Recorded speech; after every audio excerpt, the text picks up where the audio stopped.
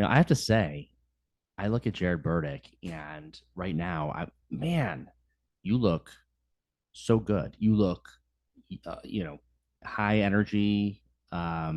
People who have known you for years. I feel like, wow, I don't want to say, oh, it's a new Jerrid, but man, you look really good, man. Thank you. So, Thank you. so what's the secret? What's the secret? Turmoil, craziness, Funny. two small kids. Yeah.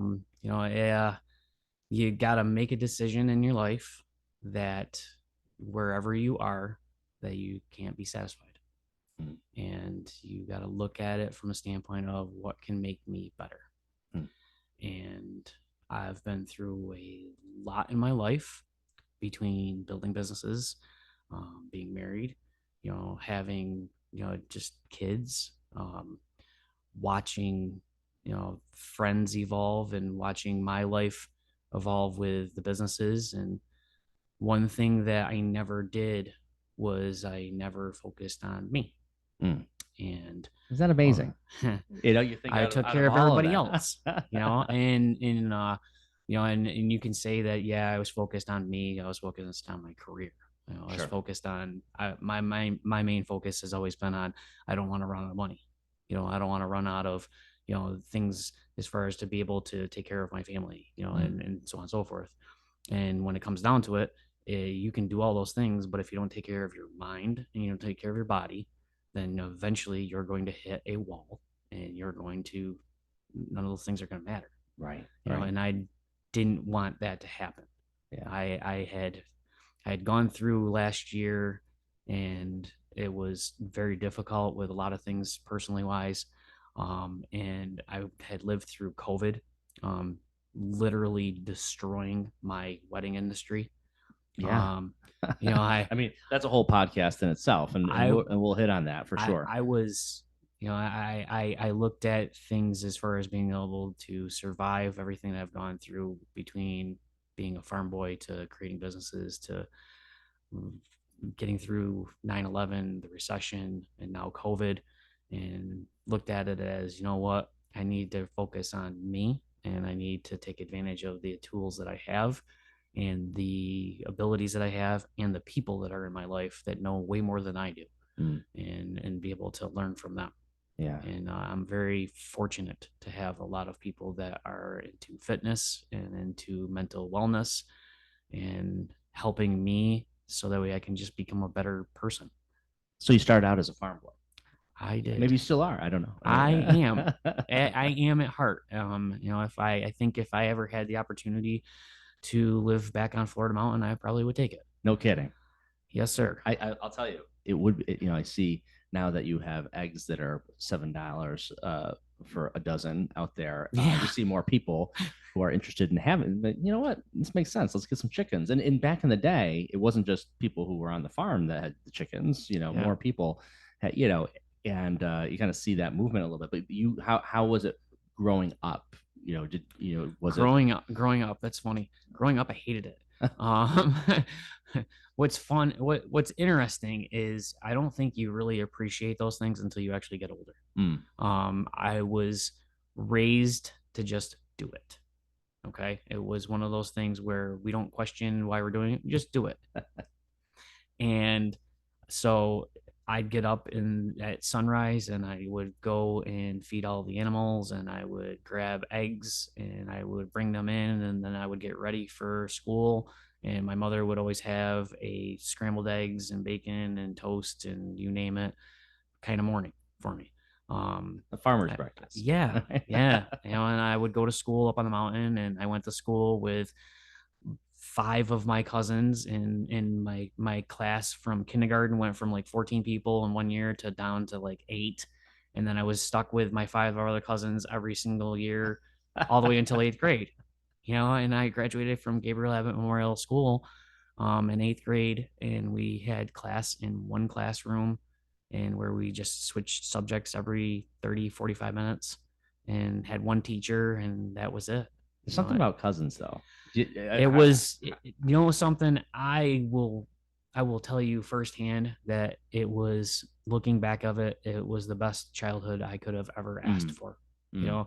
I'm not I can't really say hated the farm. It's just one of those things where it's like, you're 8 years old and you've got a job to do. Yeah. That the animals depended on me to feed them because nobody else was going to be able to, because my dad was in the military. He was a recruiter for the National Guard. He was one of the best senior NCIOCs in the country. And that's where I learned a lot of like working with other people and stuff too, Mm. because being raised on a farm as a prepper, it doesn't matter if you don't get along with your family. You have to work with them, Yeah. because if you don't work with them, then you don't eat, and you don't accomplish anything. Right. It's kind of a good incentive to, Yeah. And if make it work. if you don't, if you want to eat pork, well, then I got to get along with Junior and my cousins and all that, because they're the ones who raised all the pigs. If I want to get along with, with my cousins, then I need to get along with them so that way we all work together. Yeah. And so, it would be nothing for me to be 8 years old, like literally 8 years old. Okay. And we would have in October harvest and slaughter season, and we'd be harvesting and we'd have our cows slaughtered. And it would be nothing for me to go from our cows being slaughtered, butchered, to me hand cranking beef from those with my grandmother in the back of her house where the 7 chest freezers were, because she was our backup for meat. She was our backup for food and everything for our whole families. And that's how I was raised. I was always told that we're going to get a lot of snow, and there's going to be times where we're going to lose electric. And that's why we heat our houses with wood. And that's why we do the things that we do, so that we can eat and we can get through things. And that way we live to be a better day. I feel like, that's like a different era that it was like that with more families, but I'm sure even then it was rare. I'm sure as you grew up and maybe went to high school. I don't know if you went to when I went to McCann, it was a huge change. Yeah. It was a nightmare my freshman year for me.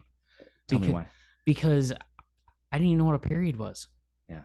I had no idea, that I had to change classrooms every single, period. And I was like, what are we doing? And trying to find my classrooms and trying to do, I had different teachers for different subjects, whereas I had one teacher for all my subjects, and that was for 9 years. And so you go from kindergarten through 8th grade in one cycle of life, as far as we're doing that, where, I have the same 5 cousins in my class, to now I have all these people that I don't even know, and they have no idea about the way I live my life. Right. Yeah. I didn't even know I smelled like wood smoke until I went to high school. Yeah. For real. It was one of those things where like, you stink. And I'm like, what do you mean I stink? And you're like, you smell like wood smoke. I'm like, well, that's because we heat our house with wood. Right. All of us smelled like that. Doesn't everybody smell? Right. And it was just one of those things where it was like, that's how life was. And then I started to, after my freshman year, I started to get acclimated a little bit. I started to have more friends, with things. But I was never like the popular kid in high school. I was never, like the guy that everybody wanted to be friends with. Anything. It's just, I was friends with a lot of people, and I got along with everybody. Did you have a trade at McCann? I went to business data processing. I see. I liked computers, and I liked business. That's a switch from the farm. Yes, and that was the whole point. I see. Was generally Burdicks would go to McCann for a trade. We would go there so you could learn different things, so that way you can come back and be useful. I only have one cousin, Jason, who left and went on to college, and he went to BCC for a couple of years, and then he went to Purdue. And he went on to working for General Electric, and he was so brilliant in computer programming that when I was a kid, I went over their house one day, and he had taken the Intellivision that they had, that was a game system, and rewired it and made his own games. Nice. And this is like the 80s that this happened. Not a lot of people know Intellivision. Yeah. I do. We had an Intellivision in the 80s. So as opposed, it was like the alternative to the Atari. Yeah. It was Intellivision, then Coleco, then Atari, and then Nintendo. Yeah. And so he was brilliant. I mean, he got hired by General Electric, and he was able to go to France and do computer programming for them over there, and he did very, very well for himself. But he was the only one that was able to do all those things with it.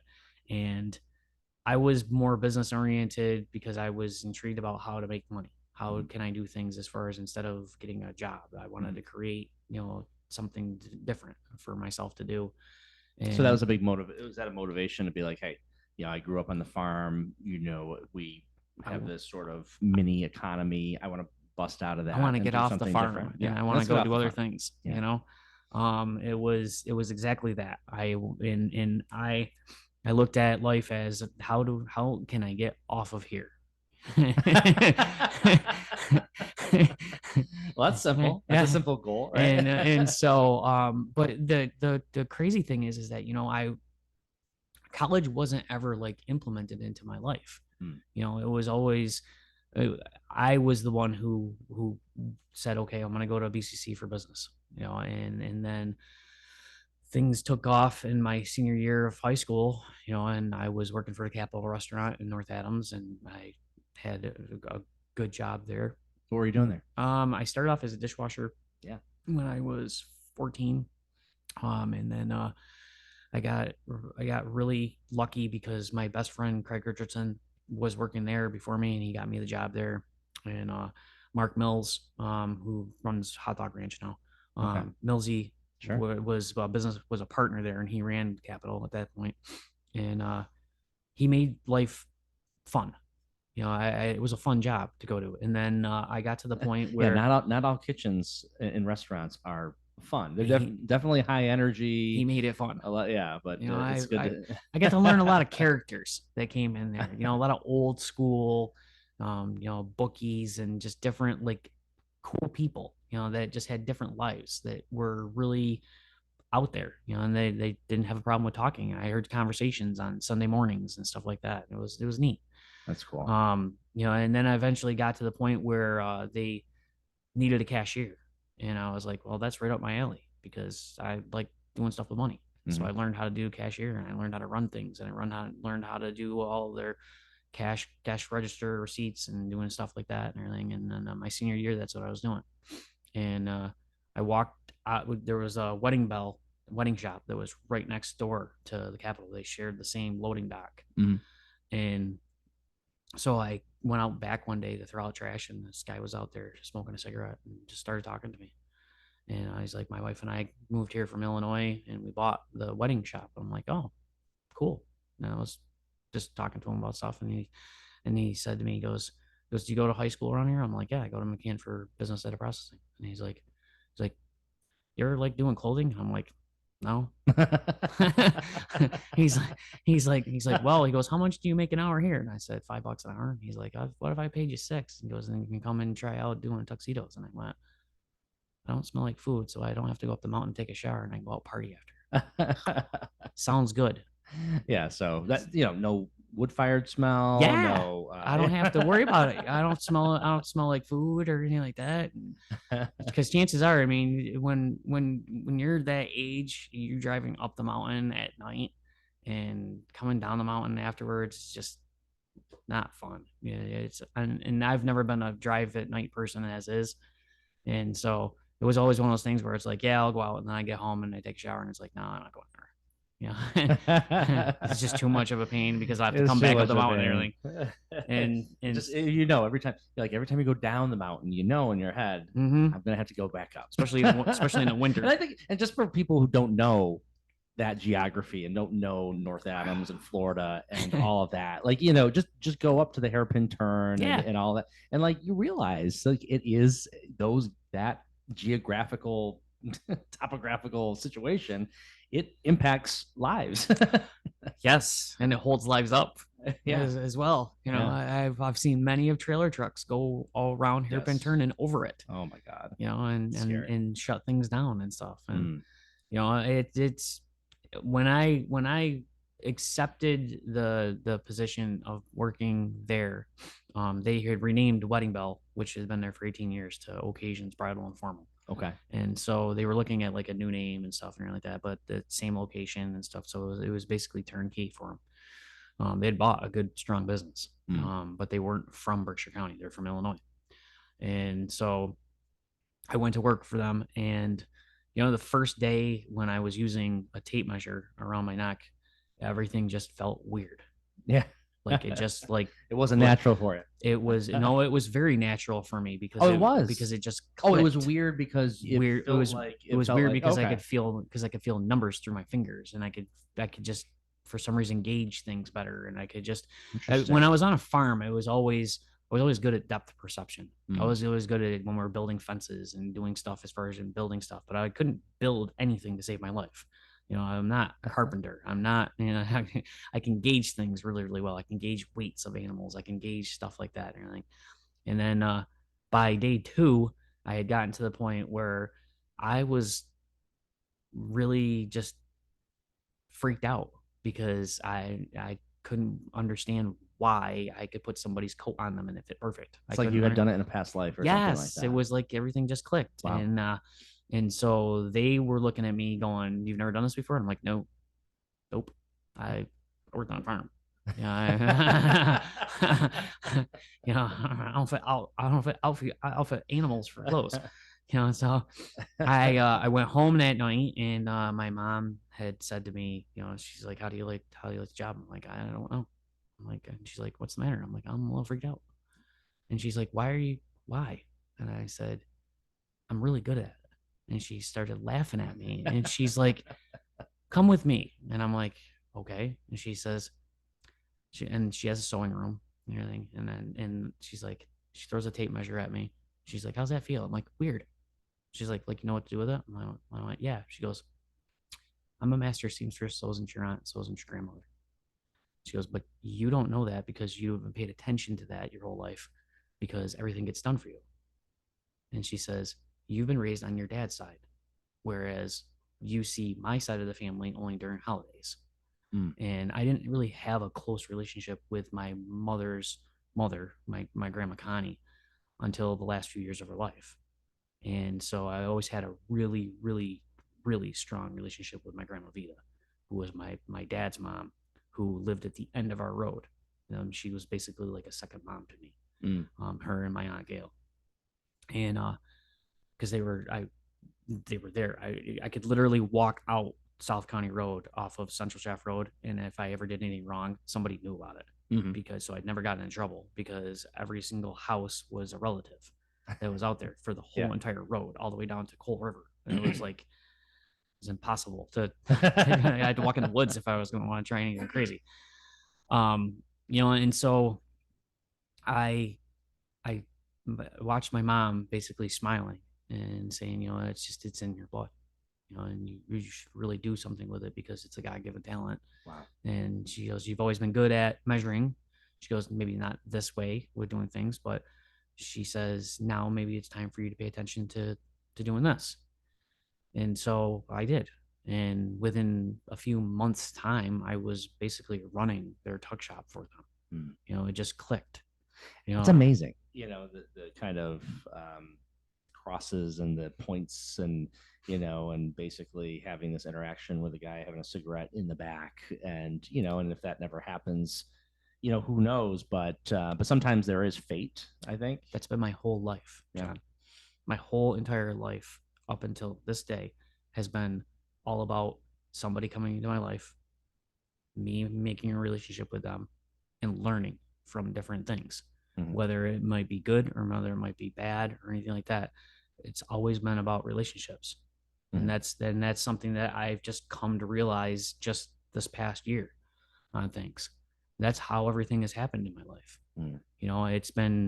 It's been because of the interaction that I have with all different types and sorts of people, and looking at it from a scale of, it doesn't matter what your skin color is, it doesn't matter who you are, it doesn't matter what you bring to the table. Everybody's useful for something.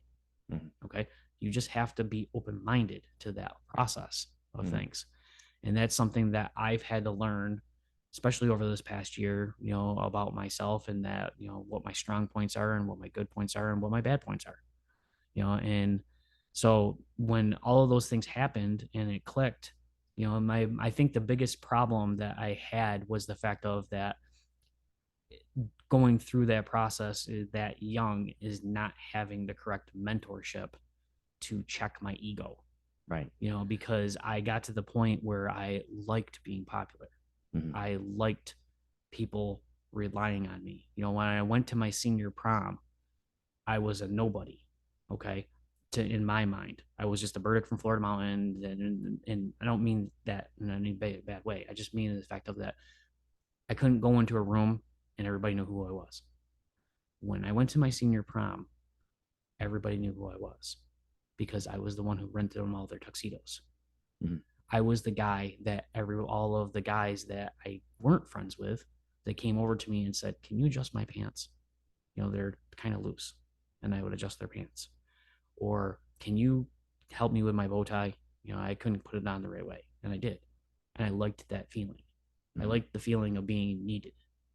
And unfortunately for me, that became a really bad thing because in the first 5 years of my business life wise, that's what I focused on. Yeah. Was trying to be the man and trying to be something that I really wasn't, and they say fake it till you make it, right? Right. Yeah, no.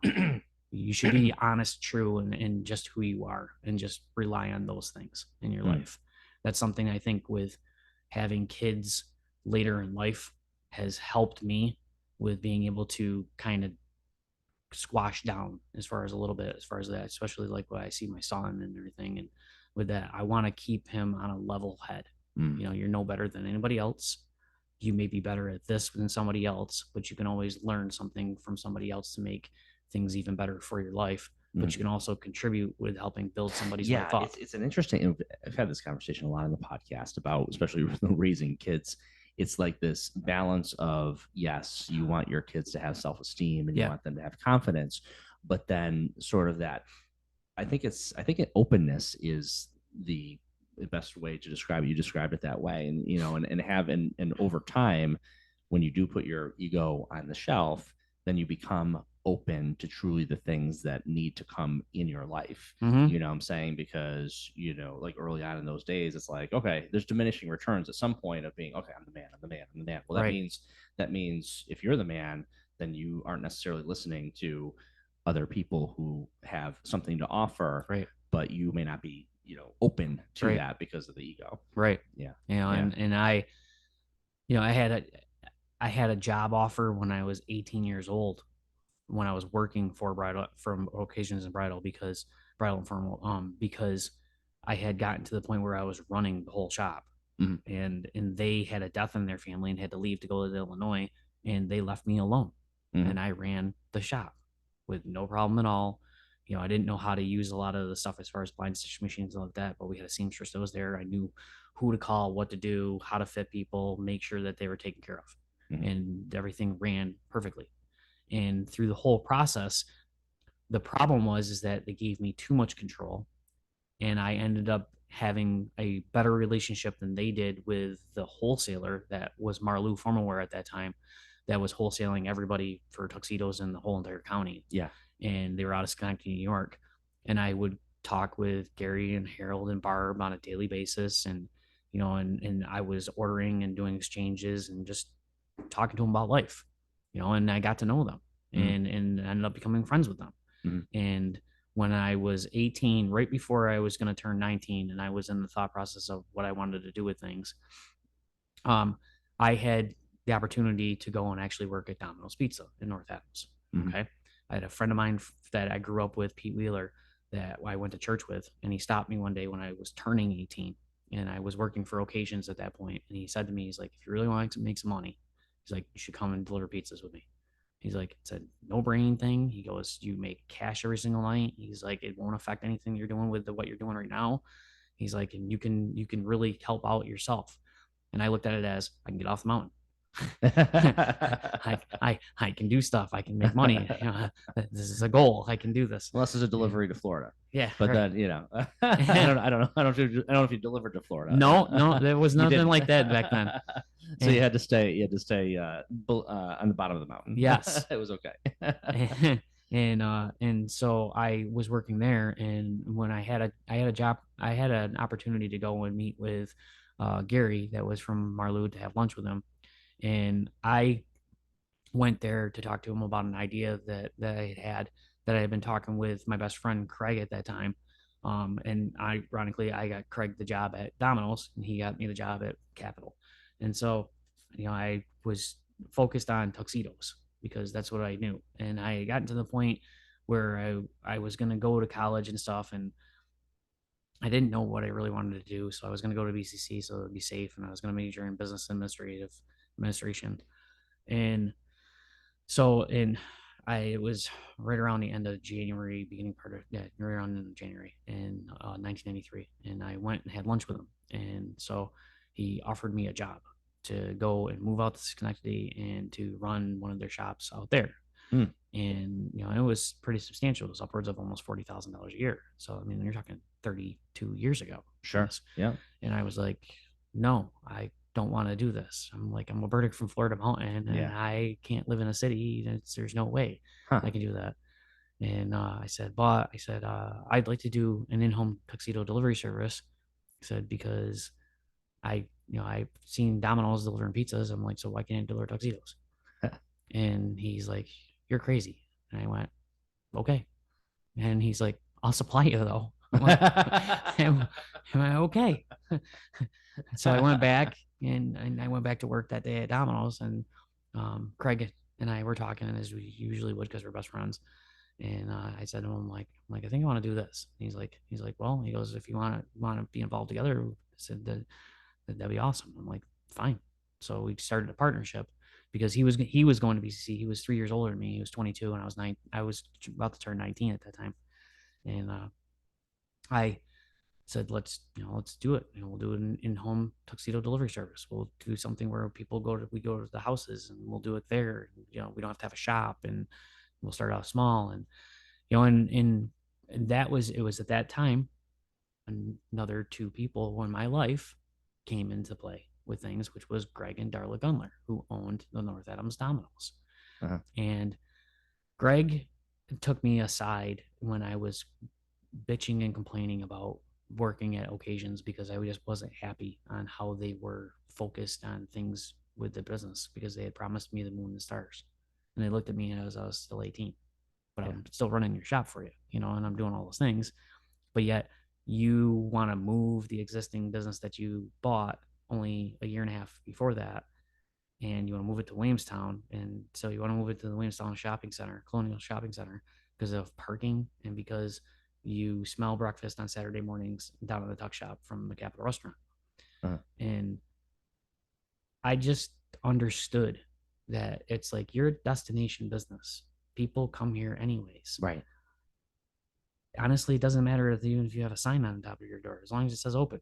Right. Because people know that you're here and they know that you do dresses and tuxedos. Right. Right. So it's one of those things. Nobody parks and gets a cup of coffee and then says, "Oh, I think I'm going to get a tux today." Right. It doesn't work that right. way. No, it doesn't. Yeah. And I understood that at a very early age with things, and they didn't like me saying that to them, and they had said, well, we're not going to be able to give you the salary that we thought we were going to be able to because we wanted to do this. And I said to them, you're making a mistake. I'm like, and I'm not going to be a part of this. Mm. I said, because you're going to move. I said, you're basically setting fire to a storefront, to a business that you bought that has 18 years behind it. Yeah. And then you're going to have to recreate it because you're going to move it. Yeah. Half the people aren't going to even read the thing that we've moved to Williamstown on your door. They're going to look at it and go, you want out of business. Right. That's just the mindset. It's psychology. Right. That's just the way it goes. Mm-hmm. And so that happened, and I left them and I went that day to Domino's. This was before I met with Gary and all that. And I was mad, and Greg took me aside and he's like, what's the matter? And I told him, and he's like, I can understand. He's like, so you got to think about what you can do and do on your own. I'm like, okay. And I just got thinking about it. I'm like, Domino's can deliver pizzas, so why can't I deliver tuxedos?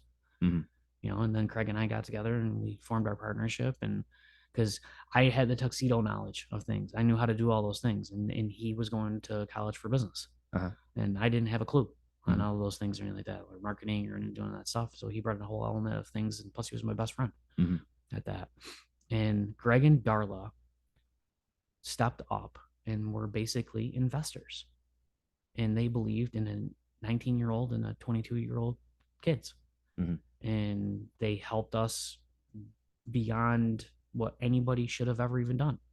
You know, they owned two locations. They had an Adams Domino's Pizza, and the coincidental thing is that the old Shifts clothing business was originally out of the building of the Adams Domino's. Hmm. You go in the back room where there's nothing being used at all because he had extra space, and there was a cedar room in there. No kidding. All the walls, including ceiling, was all cedar. Hmm. It was meant to store clothes. Interesting. And it was huge, and it was big enough to have like prep area and you name it and everything in there. And they gave us keys to the store to go there anytime we wanted to with the passwords, and even put in a line off of Domino's for us for a business line. You know, and they did things, and they've continued to be investors in my businesses and stuff, you know, for the last 30 years. You know, and they're amazing people, you know, and to be able to have somebody like that that does it for you, where it was a time in my life where I really needed that to happen, because I was also going through divorce with my parents. You know, and I was trying to figure out who I was going to be and where I could live and what I could do and all those things. And they offered stability in my life. And that's amazing. Those are things that you don't ever forget, you know, and that's also another reason why I guess that I am the way that I am with people, with it. It's like, okay, you know, you can, you look at how somebody is, and you always look at, well, what good things do you bring to the process of things, and what can I do to help you with benefiting and building your life too. You know, and the more you help people and the more you build people, the more blessings you also get too in your life. You know, and you don't get focused on that. You just get focused on trying to help somebody with their lives. Right. You know, and that's what they did. Yeah. You know, and so so that first business was the home, like a delivery kind of. We went to people's houses went to people's houses, and we created an in-school prom program where we went to Mohawk Regional High School, and we had the opportunity to go to Mohawk Regional High School because they're a rural school. There wasn't anybody that was going to say anything about us being there or anything like that. And there was one guy named there's no big competition. No, muscle out. No, well, Mohawk Regional. Right. I lived that, you know, big time, and it was one of those things where it allowed me to, or allowed Craig and I to be able to have some ideas and implement them in a school where there wasn't really anybody that was going to cause any problems or anything like that. Yeah. And it was one guy, again, Dr. Jerry Hoyt, who let us in and believed in what we were doing and gave an unbelievable reference after the first prom season being there. Wow. You know, and we did a really great job with the program that we created. You know, it keeps thinking in my head, the people who you worked for, occasions when they left, what happened to that space? It was vacant. It was.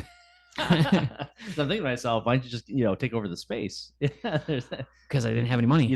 We actually looked at it. Yeah. And it was one of those things where I was like, no, we can't afford thousands That's of why dollars. you did the nimble, like, the thing is that when you're getting into a business, one thing that I understood was overhead.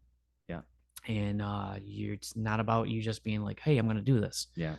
It's kind of like the difference between having a brick and mortar restaurant and a catering business. Like, right. It's kind of the same thing in a way. You know, and that was it. I was one of those things where I was like, I don't have $2,000 to even rub together. Yeah. You know, at this point in time in my life, and no one's going to give us a business loan because I'm too young. Yeah. You know, I'm not proven. Yeah. And so we did what we could do with what we had. Yeah. Yeah. In a business like that, you need some inventory in there. Also, because people need to go in and try stuff on. So you had to get stuff in the store, and if you had $2,000 tops at that point, you wouldn't be able to do it. But it's interesting that they left the 18 years of business to move it to one city or one town over. Yeah, one town over because of parking and how it smelt in the morning on Saturdays when guys don't really care about stuff like that. Guys definitely don't care about the smell. It probably helps. He probably did. They probably go try on their tux and then go get some breakfast. I'm hungry. Oh my days. That's funny. Oh yeah. So you kind of you were out there, and how long did that particular business run Well, for? the it evolved.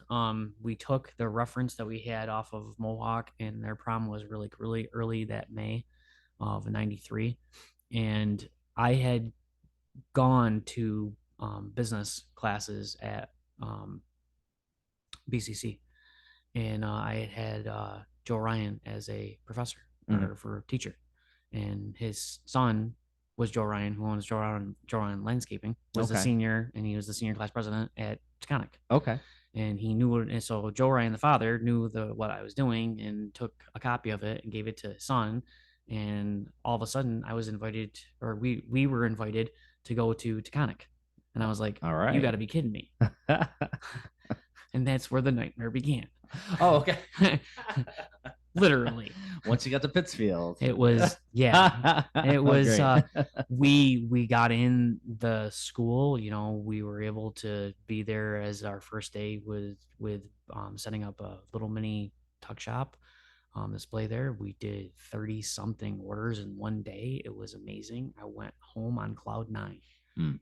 The next day, we were police escorted out of the school No as kidding. a fly by night business and thrown on the front page of the Berkshire Eagle No as kidding. as the bad guys. Are you serious? So, I have to unpack this a little bit. So you were invited, Yes. Joey, and he was the like senior class. He was a senior class, Yeah. and so he did that. And whether I don't know if he so, but The someone teachers were behind it as well, right. and so it wasn't just a student. So that someone had to invited us. drop the dime on you. So in other words, someone who was connected had to not be happy, Yes. right? Because you know how Pittsfield politics works, right? And that's exactly what happened. And so somebody wasn't happy. I assume a competitor, Yes. or something along those lines. Yes. And then I can say it now because they were out of business, but it was Okay. but Groom's Choice, Yeah. and Fred Oliver and all of his wisdom and everything of being in business for as long as he was, I think felt snubbed because he and all of the North Street businesses at that point in time that rented tuxedos didn't even know that I was that Craig and I were even in the school. Mhm. They didn't get notice about all of that, which is fair. I understand that. Right. But that But wasn't you can't blame a small business for making a connection and getting in. It's Right. If you want to do great business, then market your business and have a conversation with little Joey Ryan and say, hey, can we get in there too? And maybe we should rethink this. But to stick it to you and then and then nail you on the front page of the Eagle. It was that bad. Man. I was 19 years old. Yes. Craig was 22. Oh, and it went down exactly like this. One of the business owners contacted, or all the business owners contacted Ed Riley, who was the mayor of Pittsfield at that time. Yeah. At that time, and he contacted the superintendent of the schools and said, "You have a problem, and this company was not supposed to be able to go into your school. And I've been told it's a fly-by-night company, and that they're going to hurt our Pittsfield vendors, and that they violated the uniform codes mandate." Which is a made up term and politically wise to get them out of there.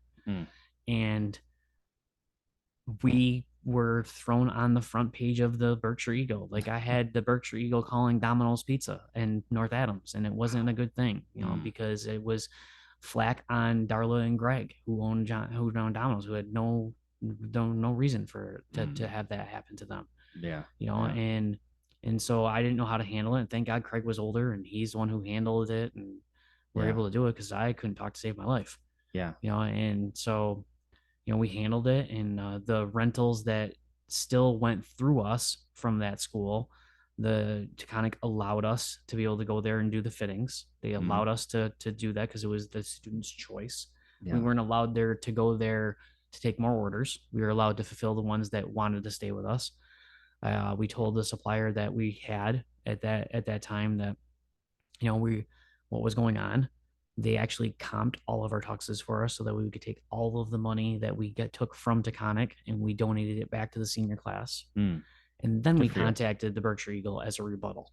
Yeah. Off of it. And then they put us on the front page of the business section in the Berkshire Eagle as we're not a fly-by-night business. Yeah. We're two young kids that had a different idea, It's an that entrepreneurial was story. that was trying to do something different because we didn't have two nickels to rub together to Yeah. have an actual physical brick and mortar store. And we created an idea that worked. Yeah. And it was one of those things where it was like, well, if there's a bidding process that go through something like this, then why doesn't the local jewelers have the same issue with Jostin's rings? Right. Right. Right. That's a great point. And so when I made that point to it, it was shut down. Yeah. And it was like, no, the turnabout is fair play here. Okay. Right.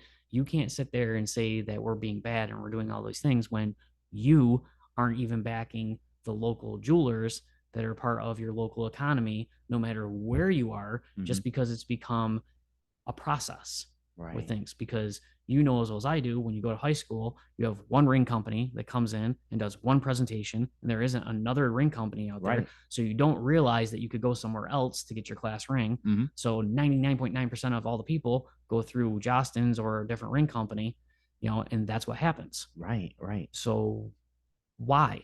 And so when I started asking questions like that, no one wanted to give me answers with it. And so we kept on moving forward. That is amazing, and I love the story. I love that story, and it sucks that you had to go through that, but it is a reality that sometimes people don't realize that this stuff is real when you talk about the muscling and the political meandering and the behind the scenes stuff, which it could have destroyed your business. It should have destroyed it. Because if anybody else at all would have basically gone through all of that and the public humiliation, that was a kid for crying out loud. And by the way, you wouldn't have been the only business that was shamed on the front page of the Eagle because of that kind of thing.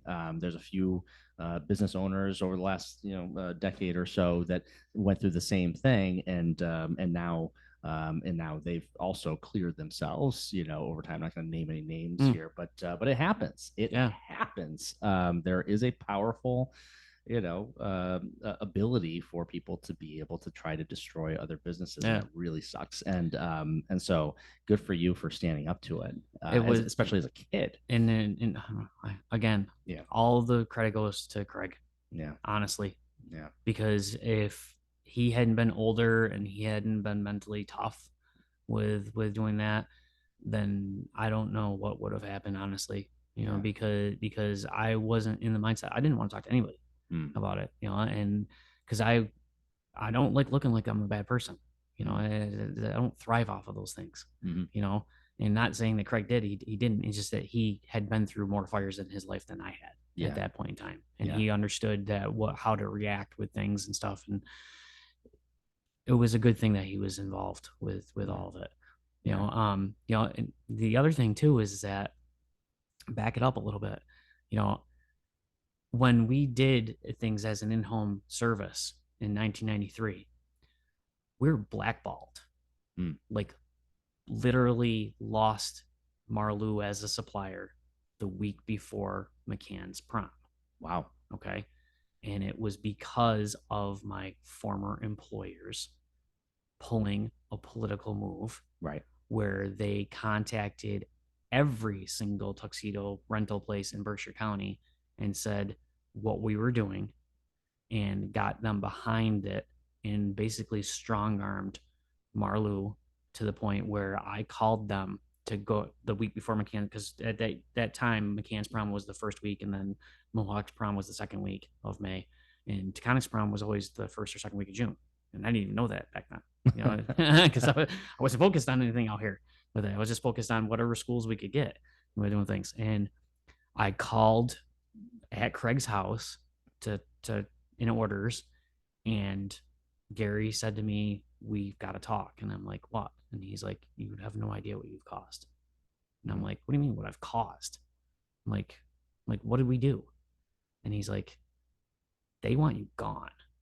Yeah. And he's like, "And I can't do anything about it." He goes, "Because you're going to cost me $100,000 a year for doing it." And he goes, "I'm sorry." He goes, "But there's nothing that now I you're can like, do." I got to find another supplier. And the funny thing is that because I ran occasions there were always other suppliers that wanted in. Right. And there was Right. always this guy named Dave Kilmer that was a rep for US Tuxedo that always wanted to get Kept in. knocking on the That door, knocking on the door. What every single month, the man. consummate sales guy. Calling me and talking to me, and he's like, no, he's like, you should really give us a try. We're a step above everybody, and so on and so forth. And I'm like, no, but you're not close. I can call Marlou and have something here in 2 hours. You were in Endicott, New York, like 6 hours away.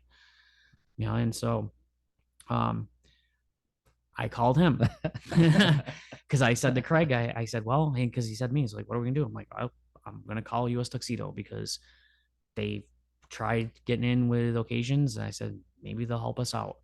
And they did more than that. Wow. They jumped all over the opportunity to be able to do that because they hadn't supplied anybody in this whole entire county. Right. Because they were locked out. So I called and I talked to Dave. I told him exactly what happened. And he's like, how many orders do you have? I'm like, and I don't know how many orders I had, but I had a lot of orders, between all the proms and everything that we were taking. And he's like, give me 30 minutes. He's like, let me go talk to the owner. I'm like, okay. And then I talked to him 30 minutes later and he's like, we're in. I'm like, okay, awesome. And he goes, here's your boy. You're going to do one better. I'm like, what that? He goes, I'm going to call Jan and Andy right now and cancel their account. And I'm like, okay. He's like, we're only dedicated to you. I went, okay, that's pretty cool. And so Bob Shapiro, who owned US Tuxedo at that time, took a gamble, and they took all of our orders and we did business with them right up until 1998.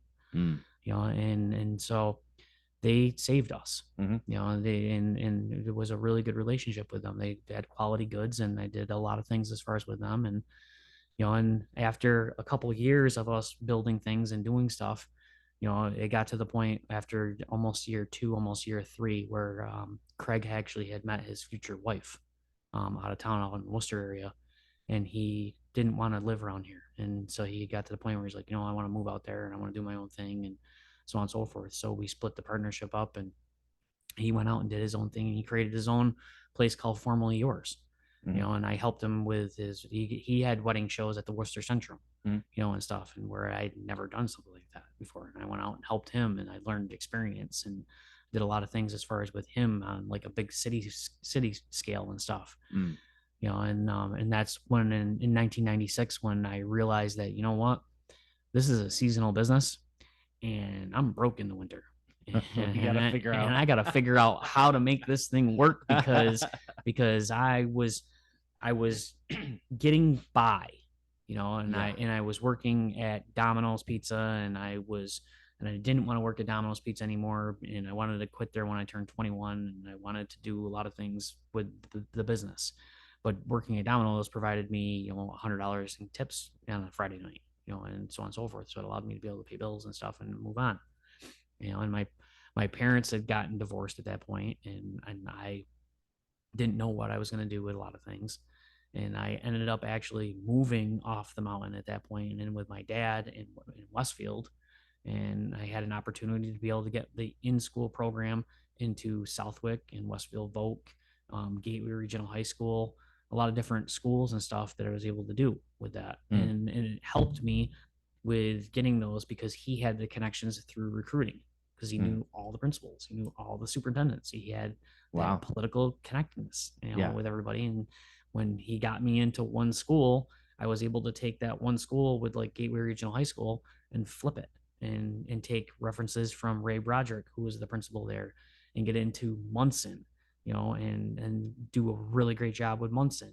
And then take that, and then Ray left Gateway and went to Granby, and I got to get into Granby and still keep Gateway, and so it helped me with developing things in the first few years of it.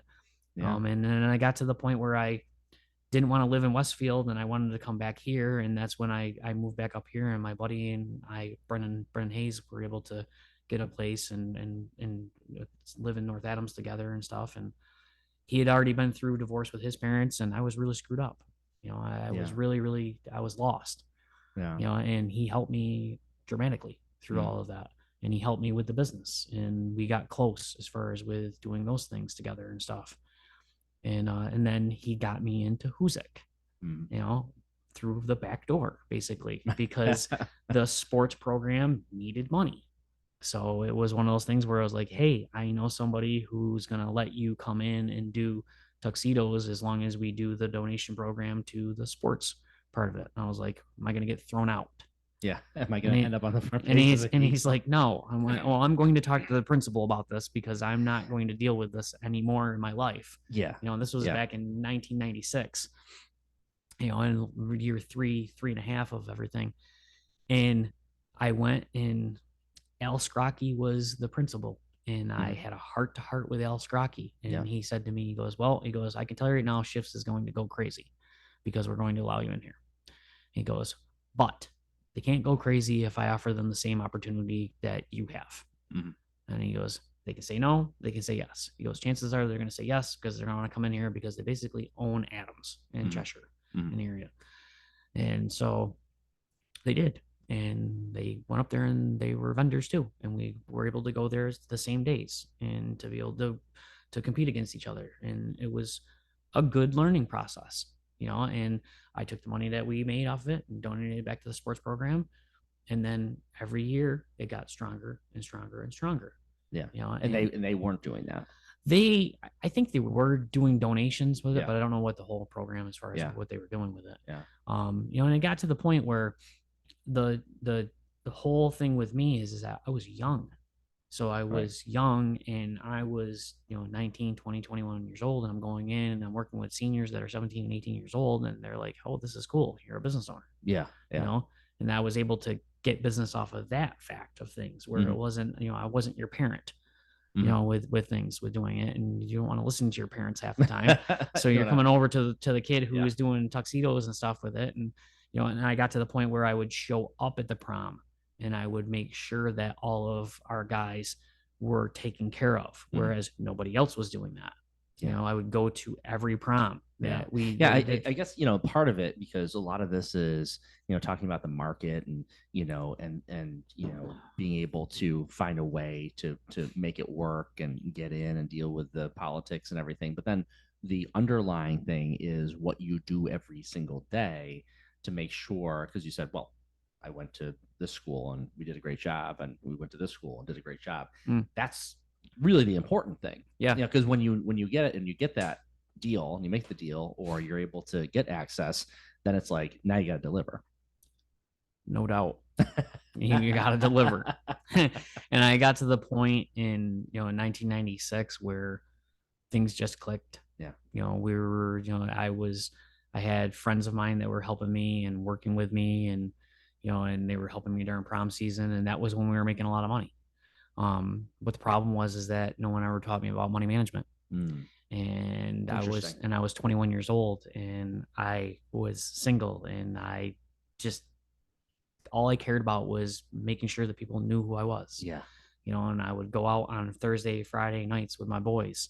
And I would pay for rounds of drinks with money that I shouldn't have used. And I got myself in debt, and I was stupid. And I did about the only good thing that I did was I helped out my friends too. If they needed money, I gave them money, but I never kept track of things because I never thought it would end. And then it ended. And then it abruptly ended. And because I wasn't a business that has a 12-month season, I was a business that had like a 4-month season off of it, because I didn't understand that I needed to layer and layer and layer.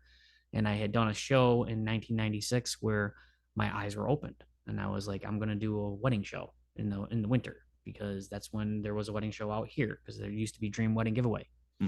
And so I looked at it as, okay, I can do something in North Adams, and so I got 18 vendors together, and I looked at it as, I can charge you a booth space and take all your money, and I can promote it through doing radio and print and doing all those things and everything like that.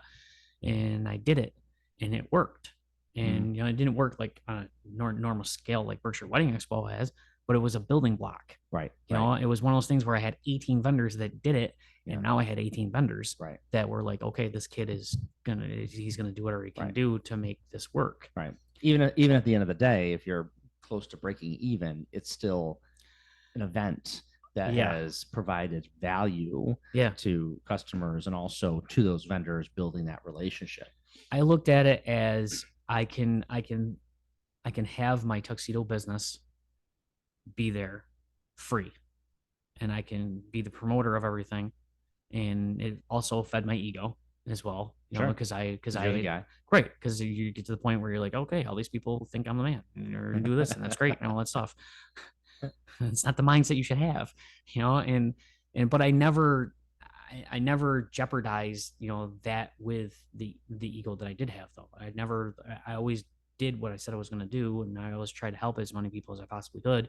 But in return, I needed them just as much as they needed me, because I needed that income to come in into the winter months, because I didn't want to get a job, Mm, and that was how I looked at it. mm, But unfortunately, I had gotten to the point where I put myself so far in debt and personally wise that it started affecting me and affecting how I was, because I knew that I wasn't going to be able to pay it off. I knew that I wasn't going to be able to do anything. And I started looking at it as, what the hell am I going to do? And mm, and I watched my dad go through bankruptcy when I was 9 years old, because my parents owned the Bearfield Peddler up on the mountain. That was where my cousin Lynn was kidnapped from, mm, and that my parents owned that store. And I saw all of those things happen in my life and everything, because it was really, really detrimental in my life. And I watched my dad declare bankruptcy because he just walked away from it.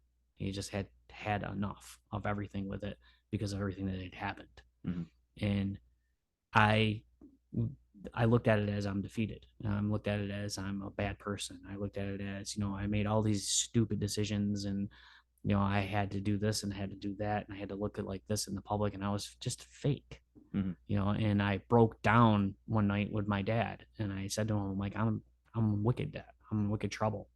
I can't pay things, I can't do things, but I'm really good at this, and I've never screwed over anybody, my customers, nothing. I've always, if I had to borrow money in order to get their tuxedos in or do anything like that, then I did. mm, Nobody was ever left out to dry. It was one of those things where I unfortunately was given open account terms with US Tuxedo, and I abused it, because I looked at it as, well, I'll pay you when I get my money, and I'll pay you when I get my money. And that never happened, mm, and I ended up racking up almost $25,000-$30,000 in open credit with them, to the point where, the owner of the company called me and he's like, let's talk. He's like, I don't want to see you go out of business. He's like, I just want my money. mm, And he was more than tolerant of everything, and I was still a kid. mm, I was still 24 years old, and looking at it was at the end of the world mm, with things. And my dad said to me, he's like, you're going to have to claim bankruptcy, and you're going to have to stop doing this. And he's like, and you're going to have to get a job, and you're going to have to do these things. He mm, goes, you need health insurance, you need to get your life in order. And he's like, doesn't matter if you're good at this or not. He's like, this isn't paying the bills.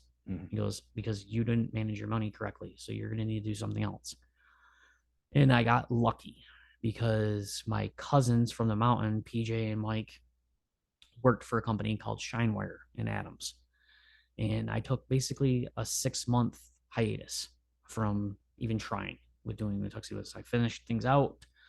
I got things, I got the bankruptcy paperwork in my hands, and it took me months to just go through it to figure it out of what I really wanted to do, or if I really wanted to do it or not. And so I got a job at Shinewire in Adams, and I went to work for Greg Shine. mm, And it was the best eye-opening move I could have ever done, mm, because he knew I didn't want to be there. mm, And he knew that I needed him, and he knew that I needed to be there. And he saw something in me that I didn't see, because I was broken, mm. you What know, was the business? What kind of business is it? doing wire harnesses and stuff like that. They're Okay. like, you put together like wire harnesses for like heart monitors and all kinds of different things. And now it's evolved into, it's like an enormous company, Uh-huh. and they had started the business back when I was actually in high school at McCann, and out of the Union Street factory building. And a lot of my friends actually went there on co-op from Mm, electronics. And then they moved out of that building. They bought their own building in the business park in Adams, over by where 7-Eleven is, mm, as you're getting into Adams. mm, And I got the opportunity to go work there, and I got to get health insurance. I got to get my head straight. I was able to have the ability to make an income, to pay my bills, to have a life, and it was at that time, where I was in and out of, being able to live with, Adam Richardson and Chris Gaffey up on the mountain. I was able to sleep in their basement basically, and they took me in. I was able to I was able to live above before that. Lynn and Bob Hayden, who took me in because of Brendan moving basically at that point in time to Florida because he was going to be deputy sheriff and he wanted to go to criminal justice academy. Mm-hmm. And he knew that I couldn't afford to live where we were living. So he set me up with Bob and Lynn Hayden, which were my saviors. And more people in my life that helped me and directed my path and stuff and took care of me. Um, and then I was able to move back off the mountain and move in with Scott Lord on Pleasant Street in North Adams and actually have an apartment that Billy Mahoney had, who was another person that helped me, and allowed me to pay rent late if I needed to, or to do things. And he was a really nice guy with it. And I was working at Shineware at that point, and Greg took me aside one day and he let me take in my tuxedo deliveries with his UPS guy because we had the same UPS guy. Mm-hmm. So they were able to offload my tuxedos in the bay at Shineware so I could take them from there and not have to worry about catching up with them later on in the day so I could fulfill my orders and stuff because I was still just doing it like part-time on the side and things when people called me. Mm-hmm. And I had another supplier that I was using while I was trying to work things out with US Tuxedo, which was Tuxedo Junction out of Buffalo, New York. And the guy who owned Tuxedo Junction, Barry Snyder, was responsible for creating Genghis Formal Wear. Genghis Formal Wear was like Men's Wearhouse before Men's Wearhouse. Okay. They were the national brand of everything throughout the country. So you could go to a Genghis in California and you could get your measurements done there, and then your measurements could get transferred to the one in New York. Right. Right. And so on and so forth, where that never happened in our industry before. Mm-hmm. It's interesting because that's one thing that looking at the industry, you're still pre Amazon, all this stuff. So pre-internet, really. I mean, still seriously. Pre-internet completely. Oh, yeah. So, we're still talking about in era where it's like you go and you get measured and you get the supplier, but the supplier still has to be like sort of a regional situation. Yeah. And so this Genghis situation is innovative and different than the old school. Yeah. Yeah. Big time. When I moved into the Pleasant Street apartment with my friend Scott Lord, I had to beg him to let me go. I went there to watch a football game one night, and he had mentioned that he needed a roommate. And I was like, and I had worked with Scott, and he was always wicked cool to me. I worked with him at Domino's, so I had a relationship with him. And I had said to him, like, I would love to move in. And he's like, I don't know. He's like, I can afford it because he was working for Kleiser Walzak at that time, sure. And he was in the middle of creating Dark Ride. He's brilliant in computer programming. Mm-hmm. Brilliant. He was before internet and all those things. Sure. They were using the Mohawk Theater as a test run for the Dark Ride and doing all this stuff for Kleiser Walzak. And I begged him and begged him and begged him, and Philly finally broke down and said yes. And I moved in with him, and it was funny because he had these supercomputers in his room and stuff, and I saw online come in, and the funny thing is that I saw the first ever short of South Park that came out, okay, because of him.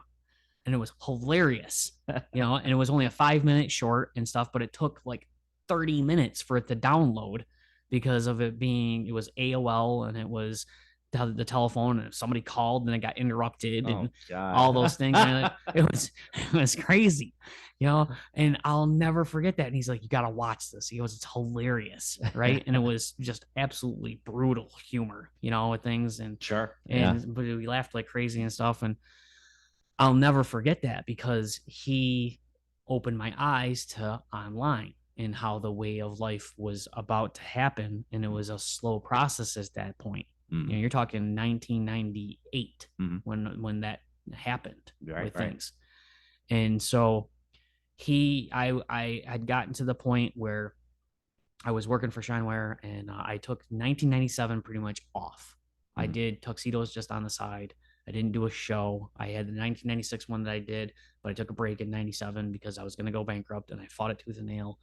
and I didn't want to do it. And my dad, when I would get in arguments, and he's like, fill out the damn paperwork. He's like, just get it over with. He's like, they're coming after you. They're going to sue you. They're going to do this and that.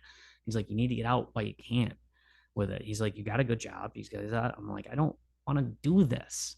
I, Greg Shine is a great person and he's helped me out a lot, but he and I have had conversations where he's like, you don't want to do this.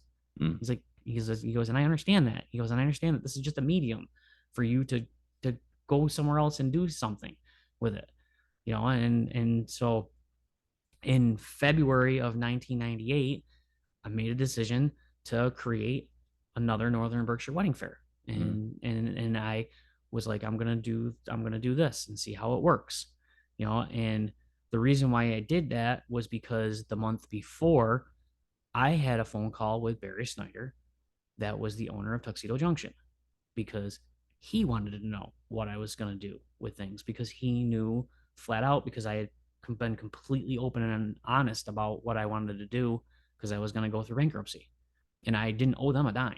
I was always paying them on time. I paid them COD. I didn't want to have a bill. I didn't want to have nothing at all. So that way I didn't have to worry about anything. And COD was the way to go, because I didn't have to worry about it. You were paid, done, moved Right. on. I didn't Right. have to worry about having the money in the bank and then having something happen in my life, blow up or whatever, and be like, oh, I got to Sure. take that, use that, and so on and so forth. Right. Right. You know, and so John McDonald, my rep from Tuxedo Junction, had made the whole interview process and everything. And he's like, look, he's like, if you really want to get out, come up here and spend some time up here in Buffalo with him. He's like, he's a wicked good guy. He goes, he'll talk to you about things. We've got major opportunities that are going on in the industry. And I was like, all right, I got nothing to lose. So I drove 6 hours to Buffalo.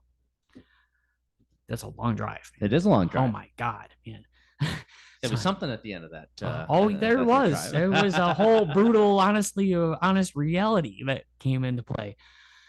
And I went in, and this guy who's a multimillionaire is in this office that's twice the size of your room here. Okay. Dressed like me. Mm-hmm. Not dressed in a suit and tie, not corporate, no nothing. Everybody that works there is a suit and tie and stuff like that, but he's not. And I walked in and he's like, Jerrid, he goes, I heard really good things about you. He goes, we've had brief conversations. He's like, but why don't you sit down? He goes, so you're in trouble. I'm like, yeah. I said, I'm going to have to go bankrupt. I said, there's no ends about it. I said, I don't know what I want to do with my life. And, I got lucky because of Greg Shine taking me in and doing the stuff and like that. I'm like, but I want to do this. I'm good at this. I like doing this. And he says, well, he says, you do tens of thousands of dollars and you do it just part-time for us. And he goes, and so I've got an opportunity that you can move to Pittsburgh or you can move to Canton, Ohio. And I'm like, okay. He goes, you can let me know. He goes, if you want to do that. He goes, or he goes, I can mentor you.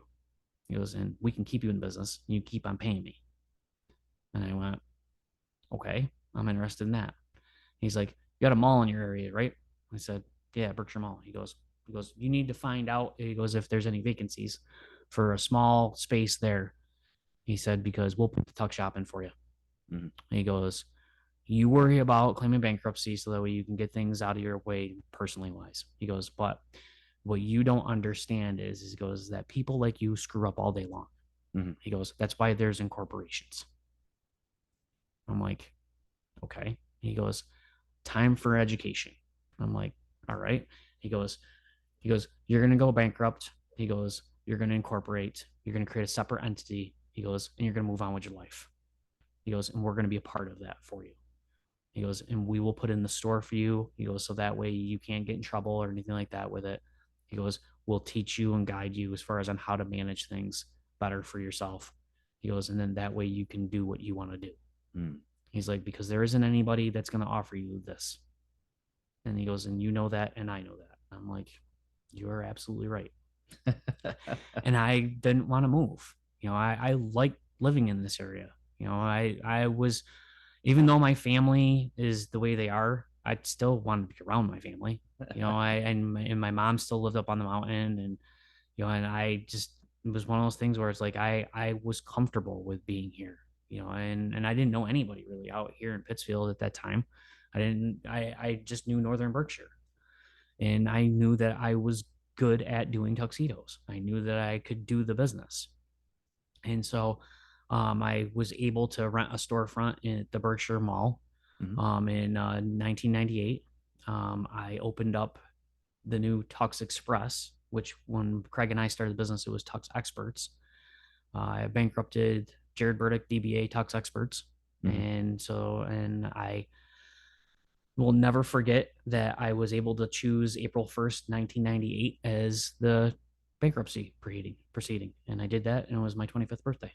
Mm-hmm. And I did it on purpose because I never ever wanted to forget that ever again in my entire life. Because I never wanted to forget the feeling. Mm-hmm. Because unfortunately, in my life, I can only learn if I feel it. Mm-hmm. And it's not one of those things where somebody can tell you how to do things and guide you with things. You have to feel it in order to do it. Mm-hmm. And if I felt it and I was embarrassed, and I was down, and I looked at it as, what, you completely failed at everything with this just because you let your ego in. You had to be the man. You had to do this. You had to flaunt money around and everything. And you know what? God punished you. Mm-hmm. And that's what happened. And I had to learn from that. And I had to learn the hard way of things, because then nobody was going to give me credit. I was on my own. It was all cash. There was nothing I could do about it at all in order to make a difference. I had to do it in cash. Mm-hmm. And so I was I was with a lot of my friends throughout that process, and a lot of my good friends, Jay Crozier and I grew up together on the mountain, and Jay and I had conversations nightly about what I was going to do and what I was going to try to do. And, I went to the mall, and I got really lucky because Diane Murphy was the leaser there, and she knew me because I had done her son's prom tux out of my car, and she knew what I was going through and what I was doing, and they wanted to rent the small corner space that was next to Pretzel Time in Macy's, and uh, and so she's like, I could get you this. It's going to cost you $1,000 a month. And I'm like, okay. Like, I don't know if I get $1,000 a month. My dad isn't going to give me any money at all. He's already pissed off at me as is about all this to begin with, because Right. I went behind him, and I did these Yeah, things he to say, wanted you to just put that dream away, right. which is interesting because that there it is. I mean, you have sort of mentors, people who are offering opportunities, and then it's your own dad basically saying, "Hey, wrap this up and go get a job." Yeah. In a nutshell, Yeah. which that's got to be a powerful thing. It's your dad. Yeah. Yeah. And I just didn't want to do anything else with my life. And I was determined to make sure that he realized that I was serious about it, and that I was going to do whatever I possibly could do to make things right. Mm-hmm. And so April 1st, 1998, I made things happen. Jay Crozier gave me his tax refund. Mm-hmm. He gave me, I think, $2,000. And he goes, I don't need this. He goes, you do. Pay me back when you pay me back. Mm-hmm. And I went and rented the space for 2 months. And then because I didn't have to worry about my electric, I didn't have to worry about anything as far as with it.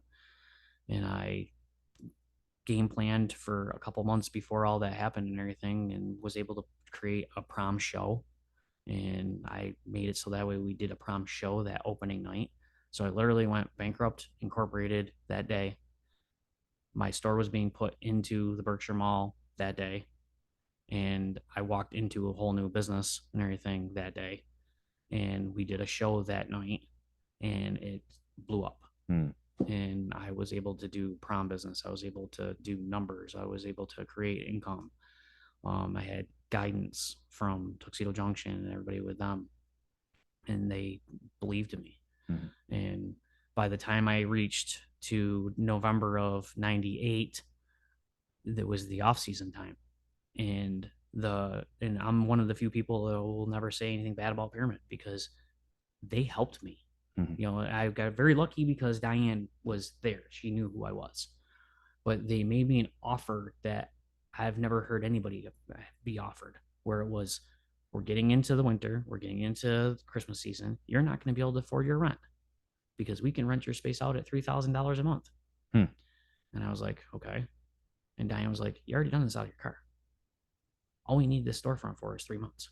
Mhm. I'm like, okay. She goes, but ironically, it's the 3 months of your life that suck. I'm Right. like, I'm like, right. I'm like, I can take the phone number and have it forwarded into my apartment. So people call the number, and then I can still answer it in my apartment, and then I can do things as in home and be busy with creating a wedding show for February and relaunch here in February of '99. And that's what we did. Okay. So And you I, held off. right. Yeah. Yeah. So I did everything through the winter out of my apartment, and I did some business and got through and was able to get back in February and was able to do a wedding expo there. And then I was able to take the time to be able to cultivate what I had done in 96 and 98 with doing the Northern Berkshire Wedding Fair Mhm. and be able to do those things. And so we were able to do that in 99 and create a small wedding expo or wedding fair and create all of that. And then by the time of reaching June 1st of 99, I ran out of room. Mm. And at that point in time, it was time to make a decision of I need to go in stock. I need to start paying attention to what I'm carrying. And because There wasn't working, space in that in no, that no, there wasn't. And there story was front. no Yeah. future for me to be able to build anything off of those things. And I could see that the shows and stuff were starting to take off, and then, and throughout that process, Diane, my wife, had become involved in 1998 and just being involved at Mhm. that point in time. We didn't have a relationship. It was just more friends. She had helped with me with, organizing things and being a part of the show part of things and stuff like that. And then I moved the Tux Express store to North Street on June 1st of 99. Mhm. And I got really lucky because a friend of mine, again, Brian Bordeaux, who ran at Wireless, Brian helped me with the second storefront and helped me with money with the second storefront with building it in the mall, and then brought me down on North Street where I was completely scared to come down here, man, because I Yeah. didn't want to be in Pittsfield I mean, that had to be, at all. I think that's, a, it's an evolution, but let's unpack that a little bit because you needed the space, Yeah. so you need a little bit more space. Yeah. But then there are so many other issues that come along with doing business downtown.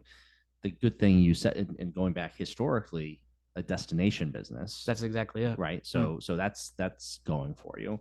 Um, as far as the parking, well, if it's a destination business, people are going to figure out where to park, If you're right? if you're that Yeah, good at things that you do, then they'll find yeah, you. and that sort of thing. So then, okay, so the thought of the farm boy from Florida coming to downtown Pittsfield, and I'm not going to make it too dramatic, but it's It scared the hell out of me. yeah. I didn't want to come here, but I knew that I had to because this is the middle of the county. It's the biggest city as far as in the county. And I know the psychology of people on how they shop. Mhm. Northern Berkshire people come here. Central Berkshire people don't go Northern Berkshire. Right. Okay. It's a one way. And that's the thing. And South County has always been its own country, basically. Right. It's been its own thing. Some people come from South County to Central, but they don't usually go to the Northern because it's too far away. Right. Right. And so I looked at it as the population of Pittsfield, and it was the next step as far as of me being able to maybe go in stock and create actually garments that I can rent on a daily basis or do things on a whim or anything like that instead of having to order things in. Mm-hmm. And I got lucky because Brian Bordeaux helped me. He helped me with finding a storefront. He helped me with the process of things. He helped stay late nights to build stuff with me because I didn't have anybody. I didn't have any help. I invested like $1,000 on having a professional carpenter build a wall that would separate the 2,200 square feet that I had that used to be a hair salon, years back that was vacant, and the only reason why I took the storefront that I did was because I had gained momentum, and the momentum that I gained was to go after Groom's Choice at that point because Fred and I had a war going on. Yeah. Because he didn't like me and I didn't know why he didn't like me. because I was just a kid and I was doing things, and he was the guy in the whole entire area with things. And he ran Dream Wedding giveaway and he did all those things and everything like that. And he created a lot of processes for things, but he was just an irritable man, and never had anything kind to say, with things. And so I was like, you know what? I'm coming after you. And I found a storefront that was right on the same block as him. And I started to play psychological games with things because that's what you do. And I went right into Melody House and talked to Betty Rowan, who it was electronics and VCR and video rentals place and everything like that. And there was a sign for rent where my storefront was. And I walked in and I said to her, I go, hi. I said, I own Tux Express up in the Berkshire Mall. I go, and I want to put a storefront right here. And she goes, you do know that Groom's Choice is 4 stores down that way. And I went, I'm like, yep, I do. And she goes, okay. She goes, well, you got balls, kid.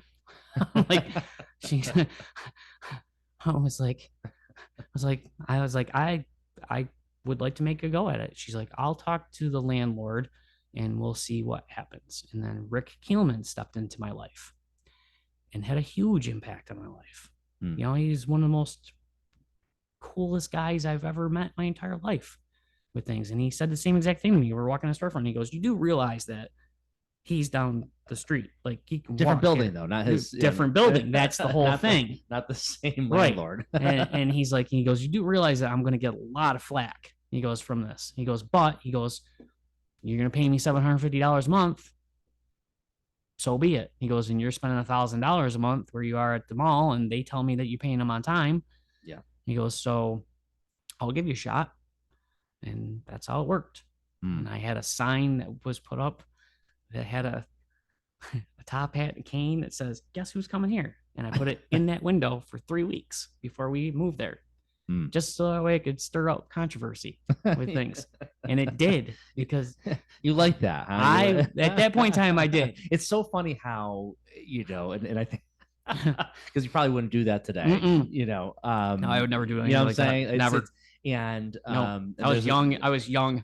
And it is, and because I mean, you'd already been through so much, and that he put you on the front page of the Berkshire Eagle. Yes.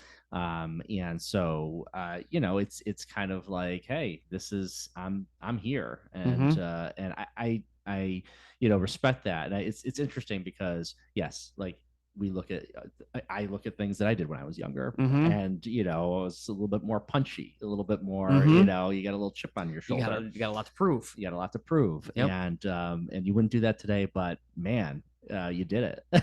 I did it.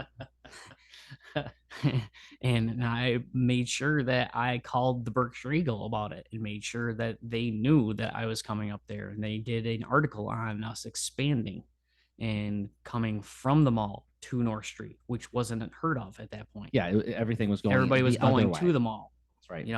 At that time. And I was like, I want to come to North Street. I want to invest in North Street. I want to build this business bigger than it's ever could be, with being at the mall, because I can't spend the money that I spent at the mall and then reinvest it back into the business. And I had learned a lot from just those few years on what I could do with the money that I was making. Because remember, I couldn't get credit at all. I had credit with the Berkshire Eagle and with the radio stations. And thank God Peter Berry put up with me from Town Square Media, because for some reason... It wasn't Town Square back then. No, it wasn't. But Live 105 and all that and everything too. Thank God it was Live 105 back then. This is going back. thank God he put up with me, because he really helped me a lot, and he helped to develop me too, with things. And, I was able to come to North Street. And the funny thing is, man, is that part of all of that drama that came into play with getting thrown out of school and getting on the front page of the newspaper and all those things and everything, they interviewed Steve Valenti, for it. And he had made a comment in it, and I have newspaper clippings. So it's a good thing that it got taken care of now, because it would have hurt all of our businesses. And at that point in time, I didn't like that. Because I figured it was a free enterprise. He was the first person to come down to my shop and shake my hand. Mm. The first person, not Fred, he did. Mm-hmm. Okay. And it was at that point in time that he and I started becoming friends. Mm. And it was, we're completely two different people, from two different backgrounds of life and everything. Right. But it just goes to show you that he actually took it upon himself to do that, to come down to me, because I wasn't going to go up there to him, because I didn't know anybody or anything. You Or feel, I mean, yeah, I mean, because you're in that, you're like, oh my God, what if he tells me to get the hell out? Right, right. I didn't know, and I was a newbie. I wasn't from this area. I was from Florida Mountain, and I was trying to do something that a lot of people don't usually do, which is go from all to here and invest in here and doing all that. And he looked at it as, welcome to North Street. He shook my hand. He's like, good luck to you. He's like, if there's anything that I can do to help you, I will. And I was like, who are you? And he and I started to become just friendly to each other and cordial, and he would use jeans cleaners for his dry cleaning, which he still does. And he would walk by the storefront every single day and wave, and he was always cordial to me. Mm. And Steve showed me that you can be in the same business and still be decent to each other, mm-hmm. and still help each other and still find a common ground with people. And that's the one thing that I truly respect him on everything. There is, yeah, it's interesting. I get bits and pieces of these kinds of relationships in certain businesses. The jewelry business, oh yeah, is one of those. Yeah. Where it's like, a sort of a gentleman's agreement. I think you can say gentleman's agreement because it's pretty much all men who own the local shops. But every once in a while those can get fired up, from time to time, and other, obviously there's other industries as well, but that for some reason that one pops in my head as maybe that sort of similar dynamic. But it is, because especially when you are selling to a market that's it's a local market. It's not like you're selling to people in California or people in Illinois. There is a market of this. Now you can increase that market by saying, hey, we got to have more people having tux events, we got to have more events, that sort of thing that may increase the volume of the market. But at the end of the day, there is a market for it. And you can see the fiery anger of someone like Groom's Choice saying, you're cutting in and you're the new guy and you're innovative and you also don't have to pay the overhead on the storefront, right, exactly, on that first run through. Yep. And then able to sort of circumvent and get a supplier that was able to work with you,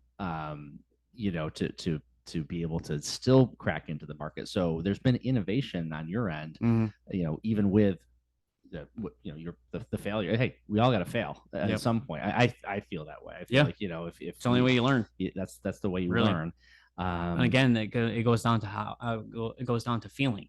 Mm-hmm. You have to feel it. Yeah. That's the whole thing. And that's the whole entire reason of why I've evolved as a person. Yeah. Is because I learn when it's difficult. I learn when it's hard. I learn when I want to just throw up in the morning, and because it hurts me so bad with things, because that's the only way that you can survive. Nobody wins the lottery and then learns. Right. You don't. No. Okay. you have to learn through trial and error, through failures in life, no matter if it's business or personal, no matter if it's in your marriage or anything at all in life. And you just have to be open-minded on the whole entire process. Everybody gets down, everybody gets beaten up, everybody has things that happen to them. It's how you respond to it. It's how you react to the situation of it. And those things that happened to me early in my life, I didn't know. I was a farm boy. I was like a cave boy, seriously, because I didn't know how to even live on my own. Everything was taken care of for me. I got lucky, to be completely honest with you. I got lucky, okay, in 1998 when my cousin Matt, who has been my best friend since birth, when we grew up, I'm 3 years older than him. He was my first prom rep when we started the business. He always believed in everything. He always thought that it was cool to be able to do it. And his parents were getting divorced, and he saved up thousands of dollars. And we talked one night, and he's like, "I want to move in with you." And I'm like, "Please do," because I'm sleeping on a floor on a inflatable mattress, eating ramen noodle soup every night, and heating my apartment with an oven because I couldn't pay my gas bill because it got shut off. Mm. And he's like, "I'll move in." I'm like, "Great." The kid saved my life. He helped me through the whole entire process, with things, and he's involved with my whole with our tuxedo business, and I really can't say it's mine because it's ours. It's everybody who's been involved Mm-hmm. with it throughout this whole entire process. Yeah, I'm the guy. It's like being in a band. The lead singer of the band gets all this credit, and the band plays behind him. Mm-hmm. But the whole thing is that there's no band unless you just have everybody involved. Mm-hmm. I've learned that over time, where it's like I can't get anywhere unless I have all these people who actually believe in what the vision is. And if you have no problem with sharing that with them, then you can accomplish amazing things in your life. And you have to be, you have to, it can't be about me. That's the thing. And I think that that's where a lot of things get confused as far as when it comes to business owners and stuff, where it's like, like the front page article on the Berkshire Eagle a few weeks ago. It's all about me with it. It's not all about me. Yeah, all those people's names that I mentioned in my article in my interview didn't get you would have liked to have more of those people mentioned. Yes, you don't get there. Yes, because that's though I wouldn't be anything without so many people that have been in my life. And then when I was able to move the storefront in on 99, I was able to then start building. I was able to start trying to create processes of, okay, our season, we bang out our season from April until November. It's 32 weeks long. Nobody ever told me that the wedding season's 32 weeks long. It's 32 weeks long. That's what it is as far as in our industry, man. And it's not like anywhere else where if you go down south and you go down to Florida, it's 2,000 weddings a month and it's every single month for the rest of your life. There's no off season. They can say it's an off season, but it's really not. With things, it's not like here where you can hear a pin drop when it comes to Thanksgiving. And then it's not just then. It's December and January and February and March. But there should be a bigger market for winter weddings. There could be. Not very many people want to get married when it's cold outside. Yeah, some of the venues have been creative in that, and maybe but I but it's not the worst thing. I could even see places like Bosque doing some more of that. But at the end of the day, yeah, you're 1,000% right, and it's your business, and it for sure. And in the Berkshires. I wonder what the opportunity for growth is. I mean, obviously, you've found success, since you went to North Street, and there's lots of ebbs and flows over the last 20 years. Yeah, COVID obviously was a huge impact. But generally speaking, the Berkshires is a big draw for weddings. The question is, I mean, could we expand that market at all? I wonder. We'll get into that in a little bit because that's actually part of the evolution of things that's actually happening now. Yeah, with it, because every place is. I mean, I assume most places are booked out. At least a year, or somewhat or beyond. Somewhat. Okay. Somewhat. Yeah. A lot of the banquet facilities are booked up for the year as far as in some dates. Mm-hmm. Nobody is truly like booked up where you can't have your wedding there this year. Right. Okay. Okay. And I know that because of with having the Berkshire Wedding Expo and working with dozens and dozens of vendors and talking with all of the people who run them and finding out what their numbers are and stuff. And nobody's ever just booked up every single Friday and Saturday and Sunday of 32-week season. Mm-hmm. It doesn't happen that way. Yeah. For example, I just got a invite to a wedding in May at Proprietor's Lodge. So, and I think it was booked probably about a month ago or so. So there's still weekends. Mm-hmm. May 5th-ish, I think, is the whatever weekend that is. But yeah. So maybe you'll be outfitting the groom there. Quite possibly. Quite possibly. But yeah, I mean that's interesting. So that's my feel. Although you're right. I mean, when it comes down to the nitty gritty, it's kind of like, okay, you have expectation, Yeah. and so really, how are you reaching the expectation? If the expectation is everything's booked, then maybe we're disappointed right now. But maybe we're still at a point where people are coming back post COVID. They're It's been probably like that before COVID though. okay. So it's more extreme now than anything where people would get booked up faster. Mm-hmm. There's definitely venues that get booked up faster than others off Mm-hmm. of it. But you can have a wedding anywhere you want as far as in Berkshire County within this year. You just have to, I mean, you might not be able to do it on Labor Day weekend or Columbus Day weekend or, those types of weekends and stuff like that. But there's always dates. There's always going to be Friday dates. There's always going to be certain things as far as people that don't want it because everybody wants to have it on a Saturday. Yeah, and You know, there's always also your rich uncle's backyard, that may exactly. be And that's that it. may be available. And that was where the wedding industry was headed before COVID, Interesting. where it was a lot of outdoors weddings, a Mm-hmm. lot of hillcrest gazebo weddings, Mm-hmm. stuff like that, where you can create your own environment Mm-hmm. with things, or having the wedding in your uncle's backyard that he owns a pond, Mm-hmm. or something along the lines of like that. Is that are people becoming more price conscious in regard to, because weddings are can be as expensive as you can imagine, but I think to some extent there's at least a baseline to get in to a venue once you put everything together. So then the question is, are people looking to be more frugal with weddings? Okay, so let me give me I'll give you the real just of everything. Yeah, yeah. 9 times out of 10, when Mm-hmm. somebody's getting married, they haven't put themselves in financial debt yet. Mm-hmm. They're just starting their lives off. Mm-hmm. So 9 times out of 10, when they are doing their first marriage, okay, they look at it from the standpoint of, we have this money that we can do whatever we want with because we've never gotten We into don't have credit card kids. We debt. don't have. Right. They don't have the We don't have a expenses. house. Yeah.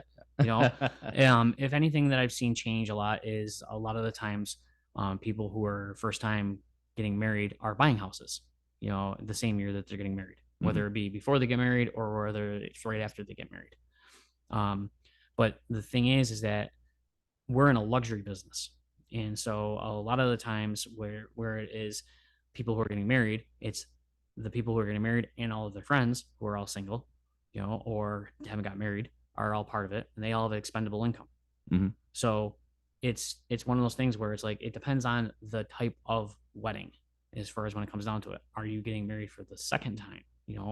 Is it doing stuff like that where you're looking at it from standpoint of, well, this doesn't really matter to me. It did then. It doesn't now. What Mm-hmm. matters to me is that we're doing this and this, and it's going to cost this much Mm-hmm. because I have kids, because I have this and that, and your priorities change with Mm-hmm. life. I know that firsthand. With having kids, late in life, or it was like I got to blow my 20s and my 30s with Right. with doing things, and I didn't have to be responsible for two other mouths. I didn't have to be responsible for taking time off work. I didn't have to be responsible for any of those things. My daughter had the stomach flu yesterday. Mm. Okay, and it was completely like day changing of it, and I was able to rearrange my whole schedule and stay home with her. Right. Through the whole entire process. Those things didn't happen in my life before kids. I would go to work every single day, and I work all day long, and I work all night long if I needed to. And the same thing goes as far as with planning your wedding and doing all those things. Your priorities change as you age as Mm-hmm. well. Mm-hmm. So I think that, and it's just it's an individual thing. It's up to the person as far as of how they want their look to be. I say that to everybody that comes into my shop. That will say, well, I'm just having a small wedding in my backyard. I'm like, okay, that's cool. But the thing is that it's still a wedding. Mm-hmm. Okay. Mm-hmm. It doesn't matter if you're having your wedding in the backyard or if you're having your wedding at Blantyre. It's the same wedding marriage certificate. It's the same fee. So it's the whole entire thing about getting married and the event that you're putting together is based upon what you want, Mm-hmm. not the fact of that it's just the backyard wedding. Right. It's about what you want in your life and what's important to you at that point in time in your life. Mm-hmm. Because I've seen the most luxurious weddings, spend $100,000, $200,000, and I've seen weddings that have spent, $5 grand, Mhm. on everything. And it's the same marriage certificate. So Right. it's just mindset on things. It is, but you gotta have a good tux Or suit. or suit or a suit. That's the other thing too, is that everything with evolving, Yeah. it started like 15 years ago with the tuxedo introducing the Windsor tie, Okay. because there was a noticeable difference of people that were like, well, we want long ties. That was the first thing that killed the tuxedo. It was a trickle down effect, year after year after year after year, of not going with a bow tie and Mhm. having it being formal with Mhm. things. In 2001, right after 9/11 happened, my world completely changed. And it wasn't just because of 9/11, it was because of the fact of that online had started to really ramp up. And I did a search, and Google wasn't on there. I was on AOL still. I done a search for Dumb and Dumber tuxes because I wanted to get orange and light blue and stuff like that for prom and all those things and like that. And then one day I got this email that was from EFN. It was an EFN flash, e-formal news. And I'm like, what is this? And it was an online newsletter about our industry. And it had different businesses on there that were selling their stock at secondhand. And I was like, I didn't even know this existed. I Hmm. didn't know I could do anything like this. I didn't even know I could buy stuff like this. And because I was buying, at that point now, I was buying brand new shoes because shoes were a $25 add on. And I was able to make that money off of the Sure. rental because I was wholesaling from Tuxedo Junction still at that point, so that I didn't have to get shoes from them. So I could use my own shoes and create a cash flow off of Sure. doing all those things. And then I was still doing smaller wedding fairs and stuff, and creating more of like a vendor pool.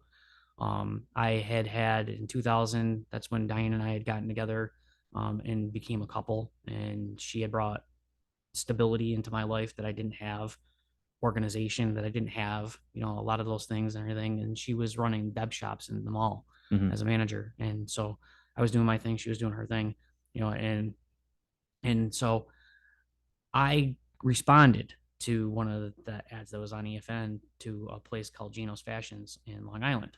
And I started talking to this lady named Joyce, and we just hit it off, and she started asking me things about life after a few months of buying just vests from them and shirts from them and stuff like that, because I didn't like it when I got in shirts from Tuxedo Junction and they had a stain on them. Mhm. And I'm like, I need to get a new shirt. And they would overnight it to me, and I ended up paying for shipping. And I'm Right. like, what the hell is Right. the point of this? You That's know, not, how about you they, just give me some shirts then so I can have in stock so I don't have to yeah. do any of these things? Yeah. Without And, stains. right. And it's like, I can't send this out, Yeah. and we're that intricate with things. Everything that we send out is pressed ahead of time. You go through all that. And unfortunately, when it comes to shirts, they're the worst thing in the entire world. And they will always be, because you can't find the stains on them until you press the shirt. Huh. When you press the shirt, then it pops. And you're like, oh, I can't send that out. Or, oh, I got to scrub that and get it in laundry to see if it'll come out. And if you don't have the stock to replace those sizes, you got to get it from somewhere, because you can't send it out, because if that person sees that their shirt stained, well, that blemishes your reputation. Sure. You're Yeah. now Yeah. shoddy. I don't Yeah. want to be that. Yeah. So I was always adamant about all those things, Yeah. with them. And it was just a big pain in the butt to do a lot of the times, because sometimes coats would come in and they'd be wrong, or sometimes sizes would come in and they'd be wrong. And they would come in like 2 days before, because they're a wholesaler and they determine when you're going to get your stuff. Yeah. So in the industry of being wholesaled, you can only fit people 2 days to 1 day before the event. And then what happens if something's off or anything like that? You got to do overnights, and that eats into your cash flow and your budget. And then there were times where I had to have things flown in to Albany International Airport or to Bradley in order to make things work with stuff. So it was like pushing me and pushing me, pushing me to buy my own stock. Right. Right. And that's why I started doing all those things. Mm. And one day Joyce said to me, why do you only buy vests and shirts from me? Why don't you buy coats and pants? And I'm like, because I can't afford it. And she's like, why can't you afford it? And I'm like, because I went bankrupt 3 years ago. I'm like, can't afford any of this stuff. I said, I'm just buying as I buy because as I make profit, I'm just putting it back into it as I can with it. And she's like, well, how's your credit now? I'm like, pretty good. I said, I have good credit with the radio station. I have good credit with the newspaper. I've everybody I do business with. I've got good credit with. I said, and I don't bounce checks, and I pay my CODs with no problem. And she's like, well, send me all of your credit references and your financials and stuff. I'm like, why? And she goes, just don't ask why, just do it. She goes, we'll take a look at it, and maybe we can help you out. I'm like, okay. So I did that. And then an hour later, my life changed because I got a very harsh phone call from an Italian man that asked me point blank, why the F am I doing $87,000 a year from a wholesaler who doesn't care about me?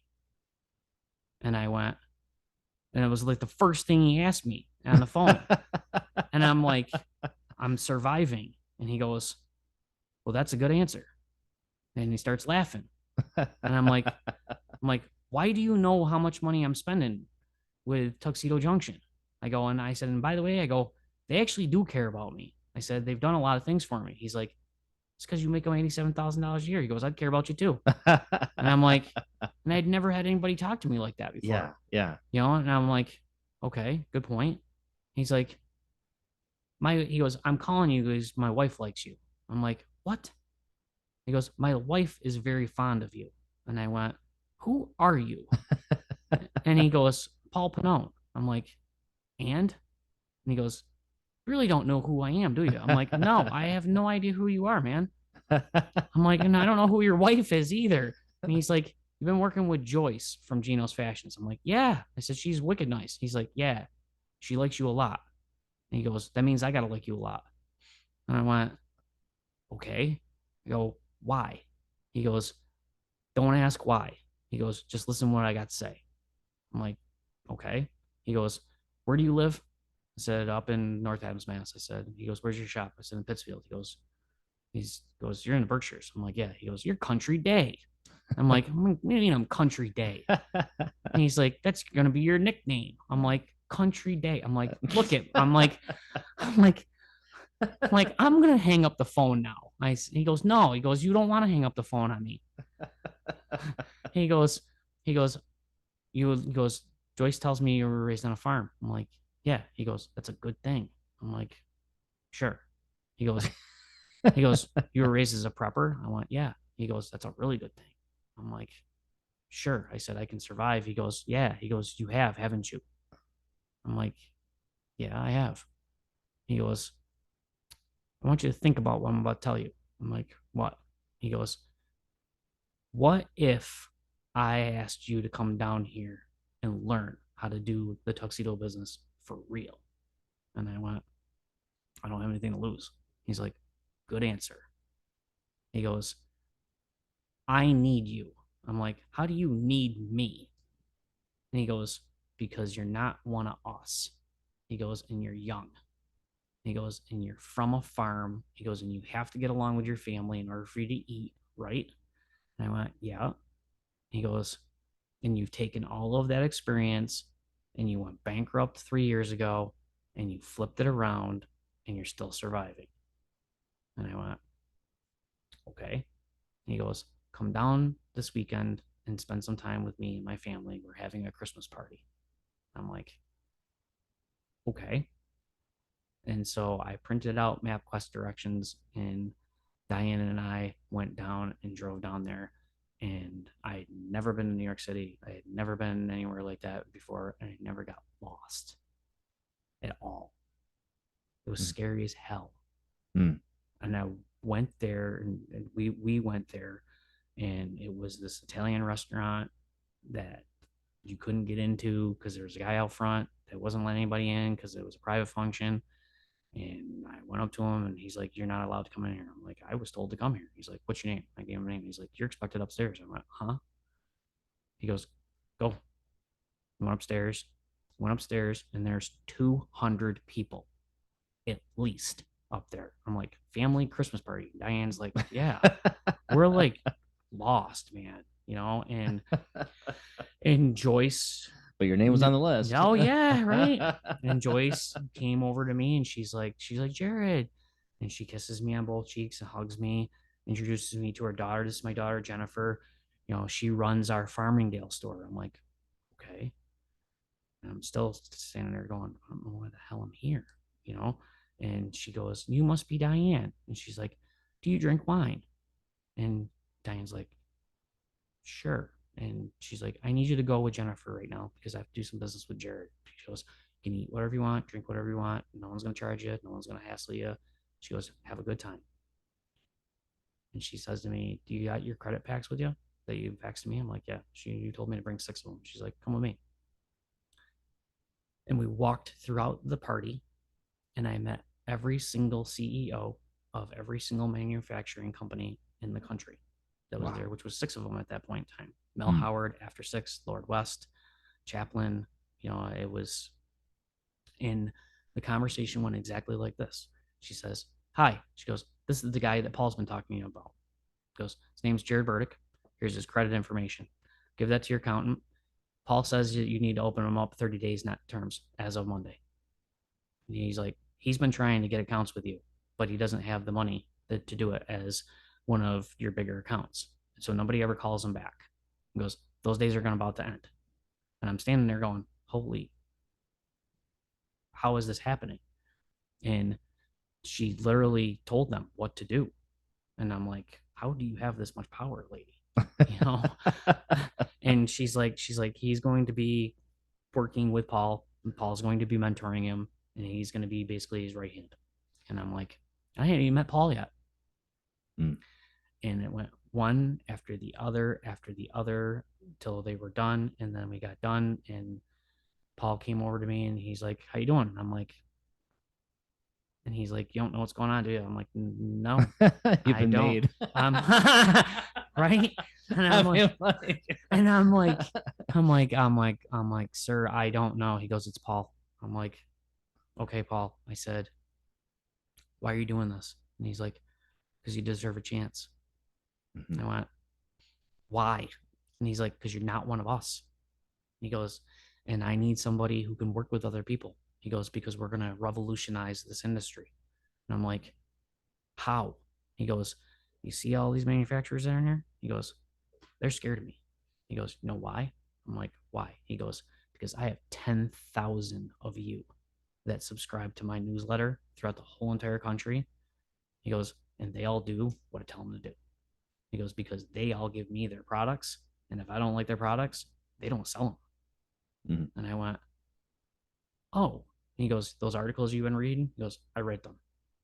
He goes, all those things, he goes, that I go on and on about other manufacturers. He goes, if I tell somebody that Mel Howard is going to be late on their rentals and you should flip it over and go to a different supplier, well, guess what? That's what happens. He goes, I hurt them. He goes, if they're dishonest. And I was like, wow, okay. And he the next day I went to their shop and I saw this gigantic building full of tuxedos and all this experience. And Paul's dad, who's Gino, who created the business with, Paul always laughed. He's like, my dad created this with 2 left shoes, and his dad was responsible also for helping with building the World Trade Centers or the towers, and this was like 4 months after 9/11 happened, and things, and the world had changed dramatically. And we went there, and Diane and I went there, and we were just completely blown away on how life was there. And that literally changed my whole entire direction of my mindset and my life and everything right then and there of things. They set me up where 2 weeks later, I went there and I picked up a van full of tuxedo coats, pants. They held credit for me.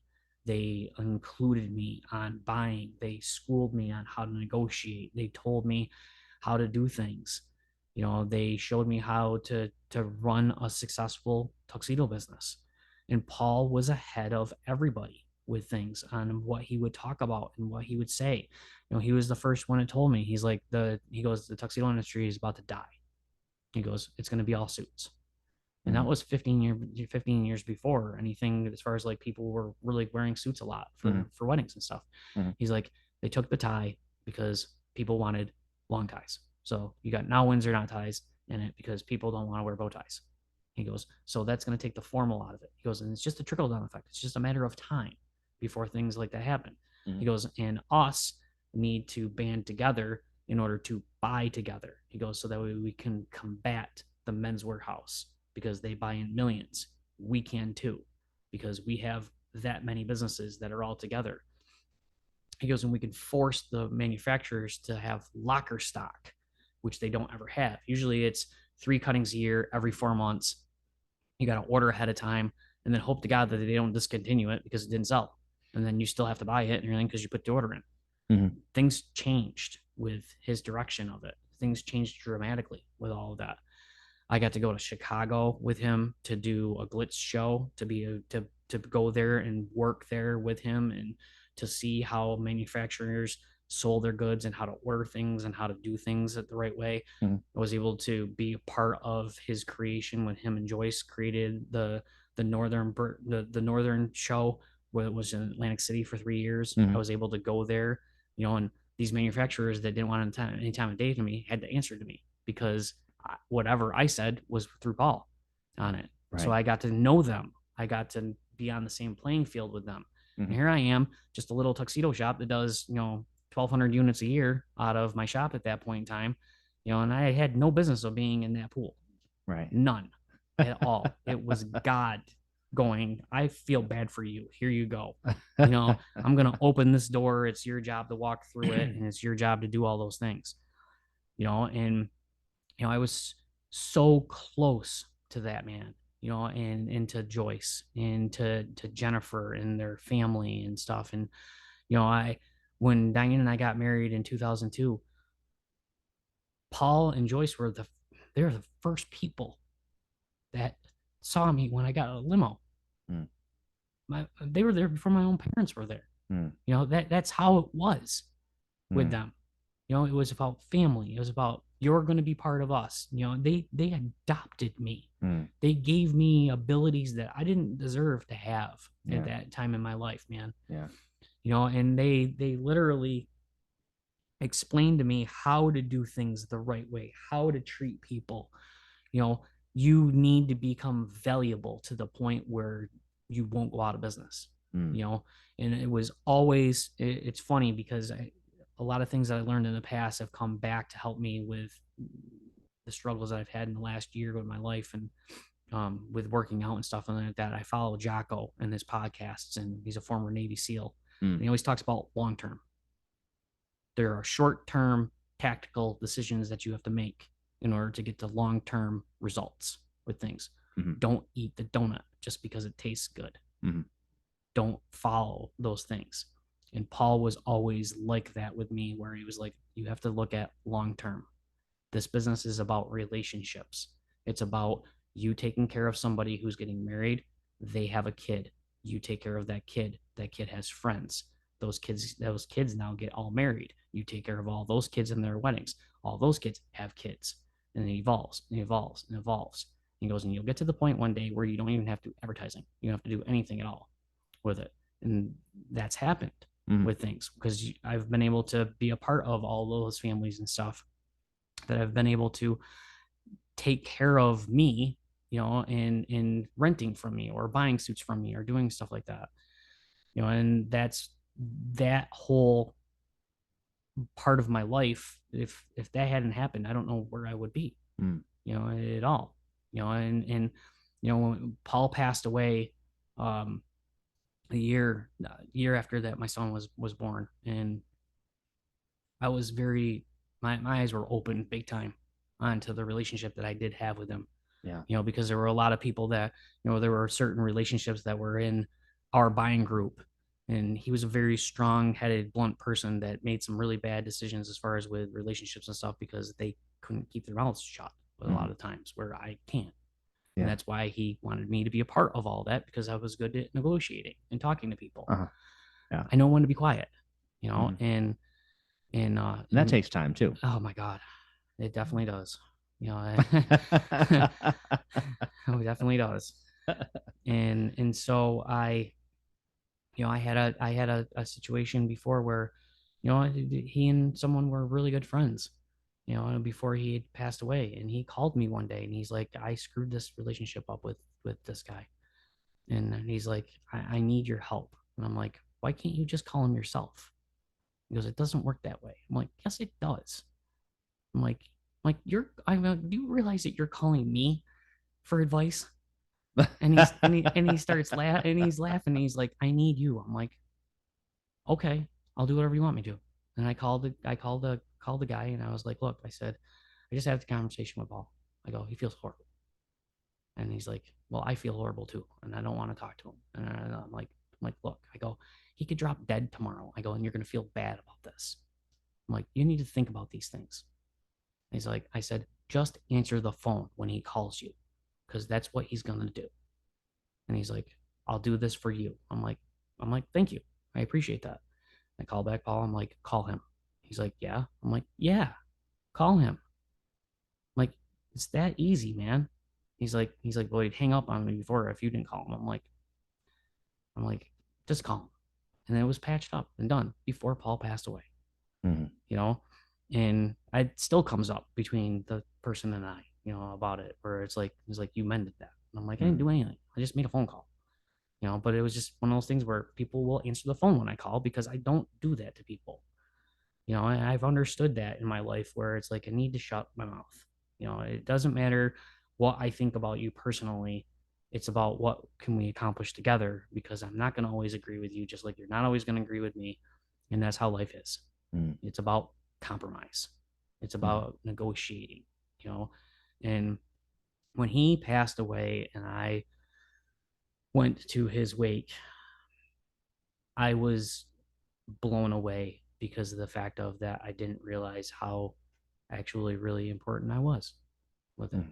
because I knew his children, but I didn't know a lot of his immediate family. And when I went there and I went down with another buying partner of mine that became like a bigger brother to me because of Paul, with John Damal, and he drove down because I didn't want to drive. And I was on the phone with Joyce going there, and she's like, just let me know, text me when you get here. I'll meet you out front and I'll walk you in and everything. And I went in and I paid my respects, and it was the hardest thing I've ever done in my entire life. And I turned around and I was a part of his family. I sat with his children. You know, Mm-hmm. I I, I held Jennifer's hand. I held Joyce's hand. I Mm-hmm. I was present. And and I had people that were his family that were coming up to me and going, "You're Jerrid, eh?" And I'm like, "Yep." And they're like, "Paul thought very highly of you." And I was just like, that was amazing, Mm-hmm. you know. And because I've been through a lot of things as far as in my life with a lot of people, and there's been a lot of fake people, Yeah. with things with doing it. I've done different things where, back in 2006, I had the opportunity to be able to create a clothing line called Fat Daddy, Mm-hmm. and I had the opportunity to be able to launch it on Peter Manfredo Jr., who was on the show Contender Mm-hmm. on NBC, and it blew up overnight, and a lot of things fell apart after that because, again, my ego was involved, and he was not mindset as far as on having being in business with me with doing that. He was mindset of being for himself Mm-hmm. with all those things. And and you go through a lot of life things like that where it's like, you blow thousands, tens of thousands of dollars on something that you think that's gonna have a positive effect in your life, and then all it is about building your ego, and that's it. And it doesn't really matter anymore. Mm-hmm. And then when it comes down to it, when it all fell apart, the only people that were in my life were Diane and my business and Matt and Noel, and the people who really mattered in my life Mm-hmm. were there to pick me up Mm-hmm. with doing things. And so living through those life experiences have been able to sculpt me, and make me into a person that actually cares about other people and their livelihood and what happens with Mm-hmm. things. And when Diane and I created Berkshire Wedding Expo, and we had the opportunity to be able to create BerkshireBride.com, I think it was in 2003, that we did that. Um, I've learned firsthand about how businesses work as far as on how they support people and then become investors. Mm-hmm. I went to Pittsfield Co-op, who had given me the business loan um 3 years before that.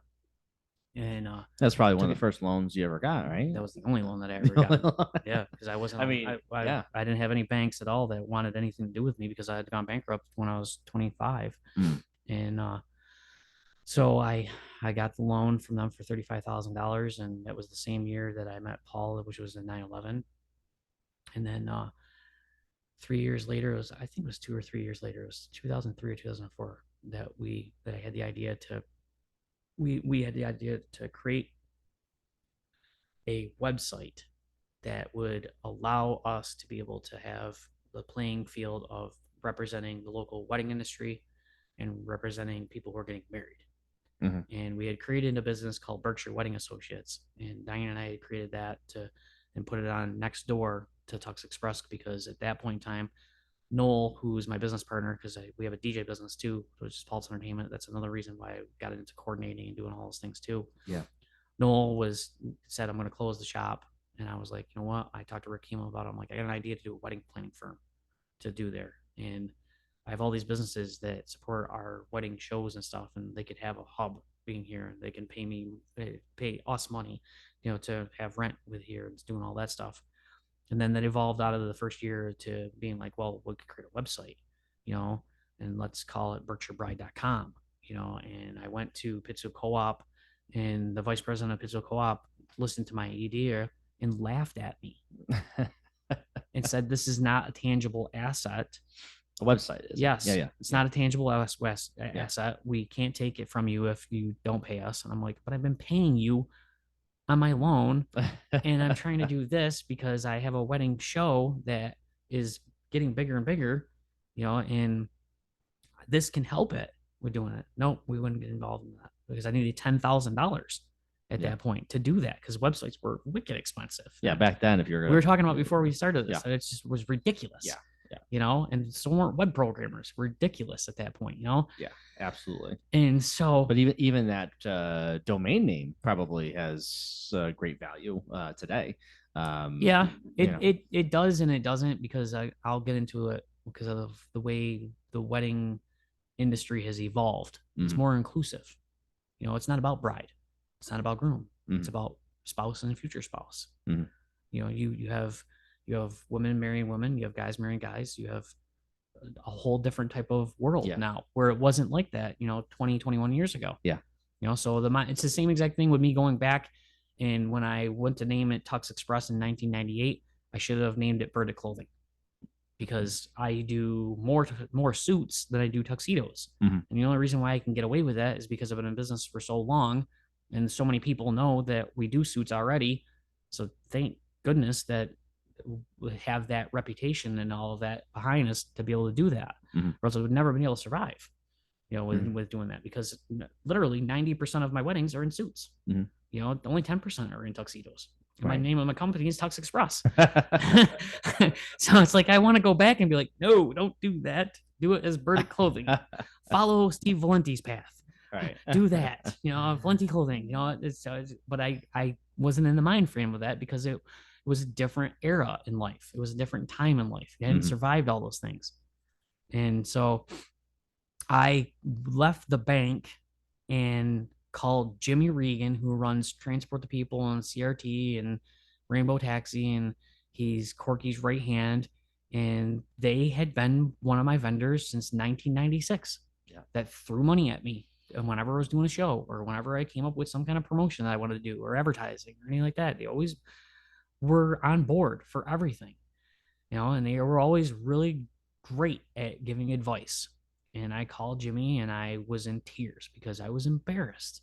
I'm like, how can this guy who is in charge of this bank not have an open mind of where the world is headed with things? I sat there and I said to him, I'm like, do you realize that the paper industry is going to go out of business?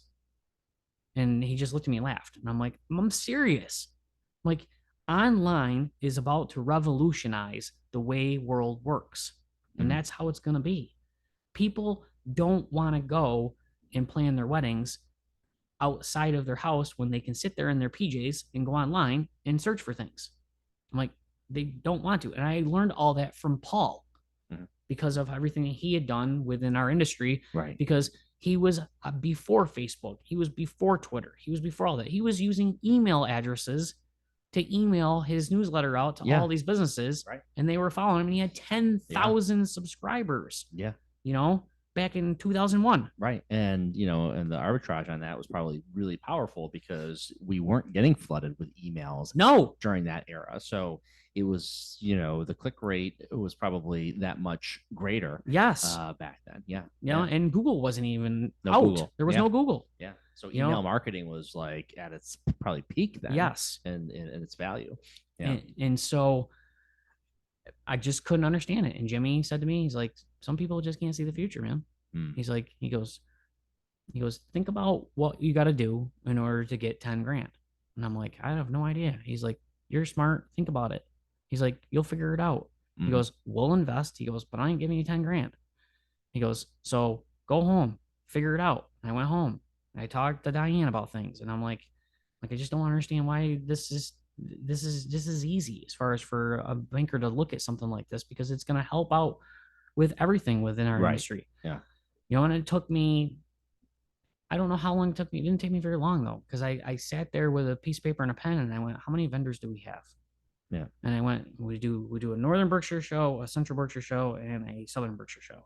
So we did one at Holiday Inn, one at Crown Plaza, which was a small one because we were competing with Dream Wedding Giveaway at that point in time, because Dream Wedding Giveaway was the grand poobah of everything that was going on. And I was trying to make something out of my life and our life. And I did one down at Ski Butternut. I did one down there for 5 years too. And every year we accumulated more and more vendors. And I had 40 vendors that always said yes. And I sat there and I went, well, this is easy. 10,000 divided by 40. Right. Is only $250 a piece. And I called all 40 vendors the next day and I had $10,000 cash in 3 days. Nice. And and that's when I was like, I need a web programmer. And so a friend of mine's brother was in the one program and I'm like, you're hired. And he's like, you have $10,000 cash. I went, here you go. Here's 5. Show me what you can do. Finish it and I'll give you the right. And then that's where I learned firsthand that at that point in time where I was like, I don't want to do business with web programmers because for some reason you want to sleep during the day as a vampire. Yeah. And you want to work at night when we're all asleep. Welcome to my world. Yeah. Yeah. Love it. And the funny thing is that, Jason Morin, who owns Berk Sites and does a lot of digital media, and he's got a huge company now. At that point in time, had talked to me about building Berkshire Bride, and I said no because I wanted to give the money to my friend's brother, and that was the worst thing I could ever done. And again, you learn through bad decisions and hardships. And the first 4 years of having that was trial and error. I looked at it as, I'm going to use this so that way we can create Berkshire Wedding Expo and take all 3 shows and then compete against Dream Wedding Giveaway. And at that point in time, Fred Oliver had already sold. He was out of the business. He'd been done with his life. The new owners came in. They had their own plans of things. And I had started to gain a lot of momentum, a lot of things within relationships with media and stuff like that and everything, and which made life a lot easier. Yeah. And people could see how serious, we were with things. And it's almost not fair to have the guy who's just like embedded in the industry, knows it front and back, and then versus the guys picking up after the owner leaves and trying to, what I'm saying? It's almost like not fair, not a fair fight. You have to have passion. Yes. You have to have a willingness to put your personal life on hold in order to make things better all around. And I did that. Yeah. And I sacrificed a lot. With, with relationships, with personal life, with marriage, with you name it, man. And a lot of it, is worth it. A lot of it isn't worth it. And you don't learn those things until you get through where you are, like I am today, and you look at back and you're like, yeah, I could have done things a lot differently. Yeah. And because I had to learn I know you're um, religious, you're Very. Christian, but from a spiritual standpoint, lessons, what is this all about? Yeah. What how do you look at I look at it as, well, if you follow my Facebook, then you know that I stop at Cheshire Lake every single morning and pray. it? Mm, Um, I'm not the best Christian in the whole entire world, and I'm not the worst. I've made a lot of bad decisions in my life. I've hurt a lot of people, and not intentionally to do that. I've never tried to do anything malicious to hurt anybody, or I've tried to protect my family. I've tried to protect what we have. But I feel that if you just let go and let God do what needs to be done in your life, and you can understand the signs in your life, then you can understand the doors that are being opened in front of you. mm, It's just like when Paul said, "Come down here and spend time with me, with my family this weekend." And I was like, why? Don't ask why.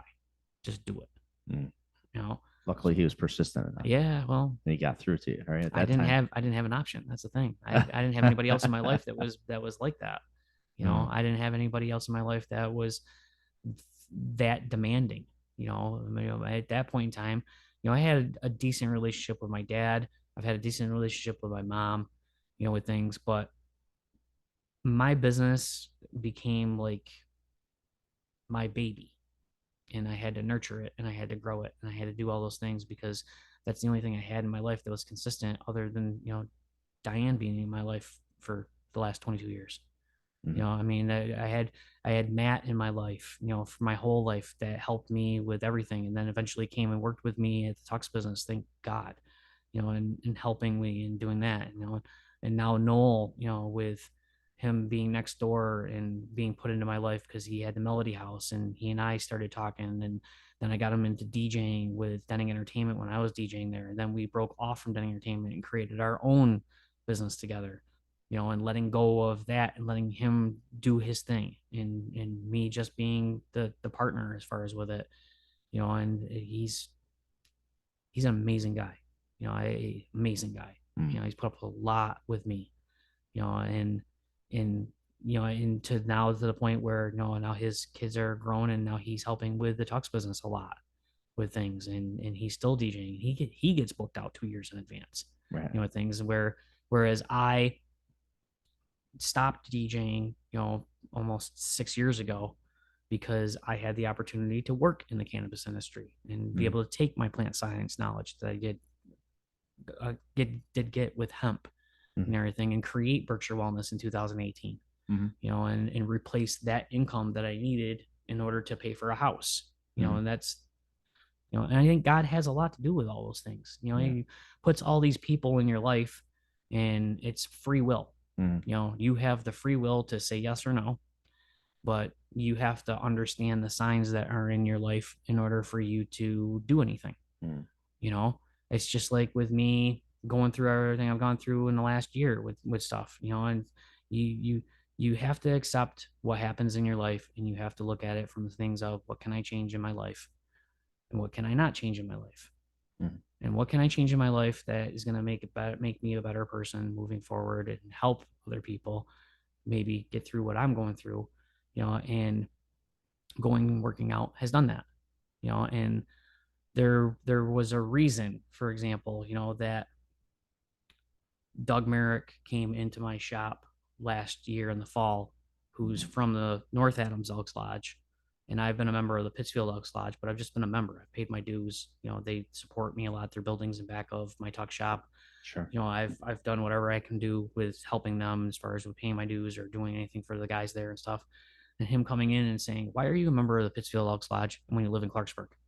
And I'm like, "Because I'm here more than home." Yeah. And he's like, "Well," he goes, "we have a health club." And I went, "You do?" And he goes, "It's open 24/7." He goes, "You get a key card." He goes, "It comes with your membership." I'm like, "I pay $70 a year." He goes, "Right." He goes, "It's got everything that you need in a gym with it." And I was like, "Then transfer my membership." you know, Not a bad perk. right. Be a member of the And Elks and up there in being Clarksburg. and being able to now go there at 9 o'clock at night, 10 o'clock at night, and be able to work out for 2.5 hours by myself and be locked in and not have to worry about anybody coming in or anything happening, and me being able to do those things, and being able to take care of me mentally and physically. And going through COVID destroyed my mindset with things. We had to survive. Thankfully, we had the wellness business. Thankfully, we had those things to be able to do all that stuff. We entered into the first week of January 2020, and I paid off my company. I was up $18,500 a year for the rest of my life. An entrepreneur looks at that and goes, I won the lottery. Because my loan was structured in a seasonal rate. So I pay $875 a month in my off season for 6 months. And I paid $2,350 in my on season. That's a lot of money in your on season to be able to sit in the bank or take it and reinvest or pay off other debts. Yeah. Oh, yeah. And then you're doing that. So if you're me and you're looking at that and going into the first week of January 2020, and then you got Berkshire Wedding Expo, because we built Berkshire Wedding Expo because of BerkshireBride.com booming and doing all the things that it did in order to literally revolutionize the business, and I didn't have to worry about that because Diane was Berkshire Bride. She took care of all of that. She took care of all those things. She took care of all the details. I just took care of the businesses and was able to do all those things with us. We made a great team with doing that. And going into then having a family and having to figure things out to do things eventually on my own with doing all that because of having a family and having things happen within our business and stuff, to getting to the point where you're like, okay, things are starting to finally get paid off. This is wonderful. To me, hearing stories from my manufacturers of going into the end of 2019 about this virus that's hitting Asia, because in our industry, everything's made in the winter time for first cuttings. So just because it may not be winter somewhere else, it's winter here. So things get made in October, November, December. That's when COVID was starting to show itself in Asia and Europe. And we weren't seeing anything until January within here. And I was getting phone calls from my manufacturers going, hi, something's going on and there's going to be a delay. And I'm like, that's fine. I'm like, my prom season, I got lucky because my season starts in May. In Texas, it starts in March, and stuff like that. Yeah. Yeah. The West Coast, it starts early. And so they're like, you're going to be on delay. You're not going to get your shirts. You're not going to get this stuff and everything until then. And then it got to the point where it was like, we don't know what's going to happen. It was the end of November. We don't know what's going to go on. People are dying. Things are going on. And I knew a lot of those things going into the end of the year. And I was like, okay, I need to prepare. And thankfully, my business loan was being paid off with that. So I was going into it being up 18.5 and was able to get prepared as far as for those things, because I didn't know what kind of impact was going to actually be here because we're a different country. You didn't know. And we did Berkshire Wedding Expo, and it was just so eye-opening because we had moved the Berkshire Wedding Expo the year before to Stationery Factory.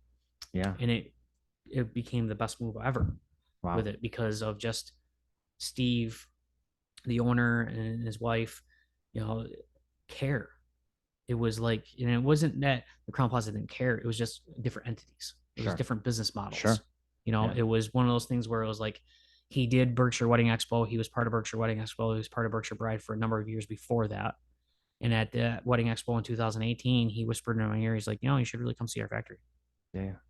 People are really taking interest in factory weddings. You should really come and see how much space we actually have. So you have more space than we have here. There's a hip factor there too. Right. Yeah, I think people love the Stationery Factory, and it's a cool place. Exactly it. And so things were going downhill with the Crown Plaza at that point because it was going up for auction. And it was like, okay, well, we have to pull our event. We've got to do this now. And we start planning Berkshire Wedding Expo in July every year. So we have 6 months to be able to get everything ready and stuff because it's a big event. And we were able to do that. And then we had a blizzard, which postponed Berkshire Wedding Expo that weekend to February. And it still went off really well, even though it was postponed 3 weeks later. And then we were able to do it again in 2020, and the weather was looking great and everything was looking great. I paid off the business. We did Berkshire Wedding Expo that weekend. It was absolutely amazing. I got annihilated with business. And then I saw the future of what could be with Uh-huh. things because there were so many people there that already knew who I was because I had done their prom tuxes Mhm. or I'd done their cousin's wedding or I'd done the parents' wedding or done anything like that. It Yeah. got to that point where You got to that point long term that Paul had was now talking started. about. Yes, because Yeah. that's what had happened Mhm. long term. And so I had the best first quarter of my entire life. It was up $15,000 going into being shut down Mhm. on it. And I couldn't believe it. And then we got shut down. And then everything just got put on pause. Mhm. And I ended up coming in when people called me because they could have smaller get togethers with funerals. They couldn't have larger ones.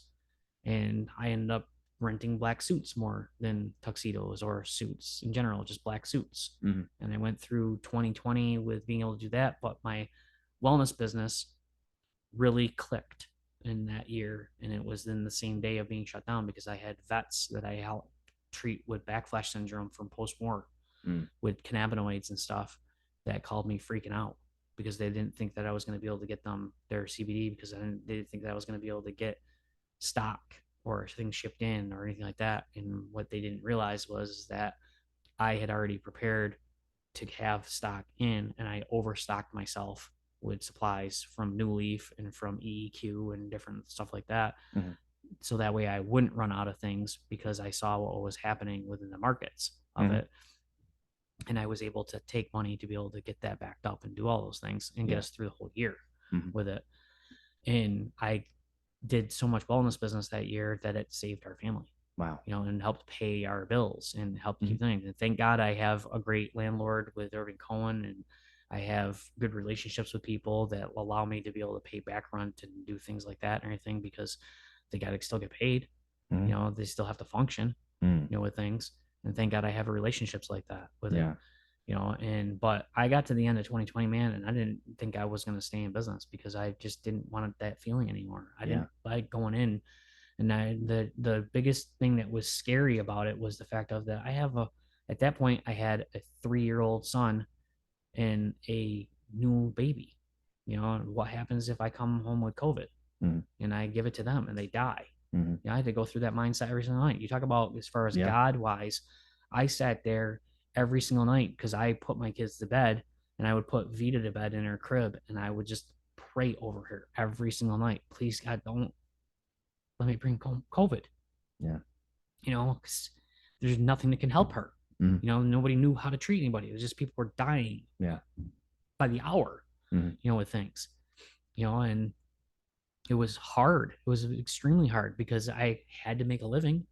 I had to be able to keep the bills paid. I had to do things that I didn't want to do, Mhm. with stuff. And it affects your mindset. It affects your marriage. It affects a lot of things Yeah. with stuff, and getting through all of that. And then finally, 3 years later, surviving basically, not having a prom season in 2020, not having really a wedding season. I mean, went from doing almost $300,000 Sure. a year to 24 grand, Yeah. Yeah. like that, to the next year to still not having a prom season. Mhm. They had proms that came out because parents wanted them and stuff, but it wasn't real prom season.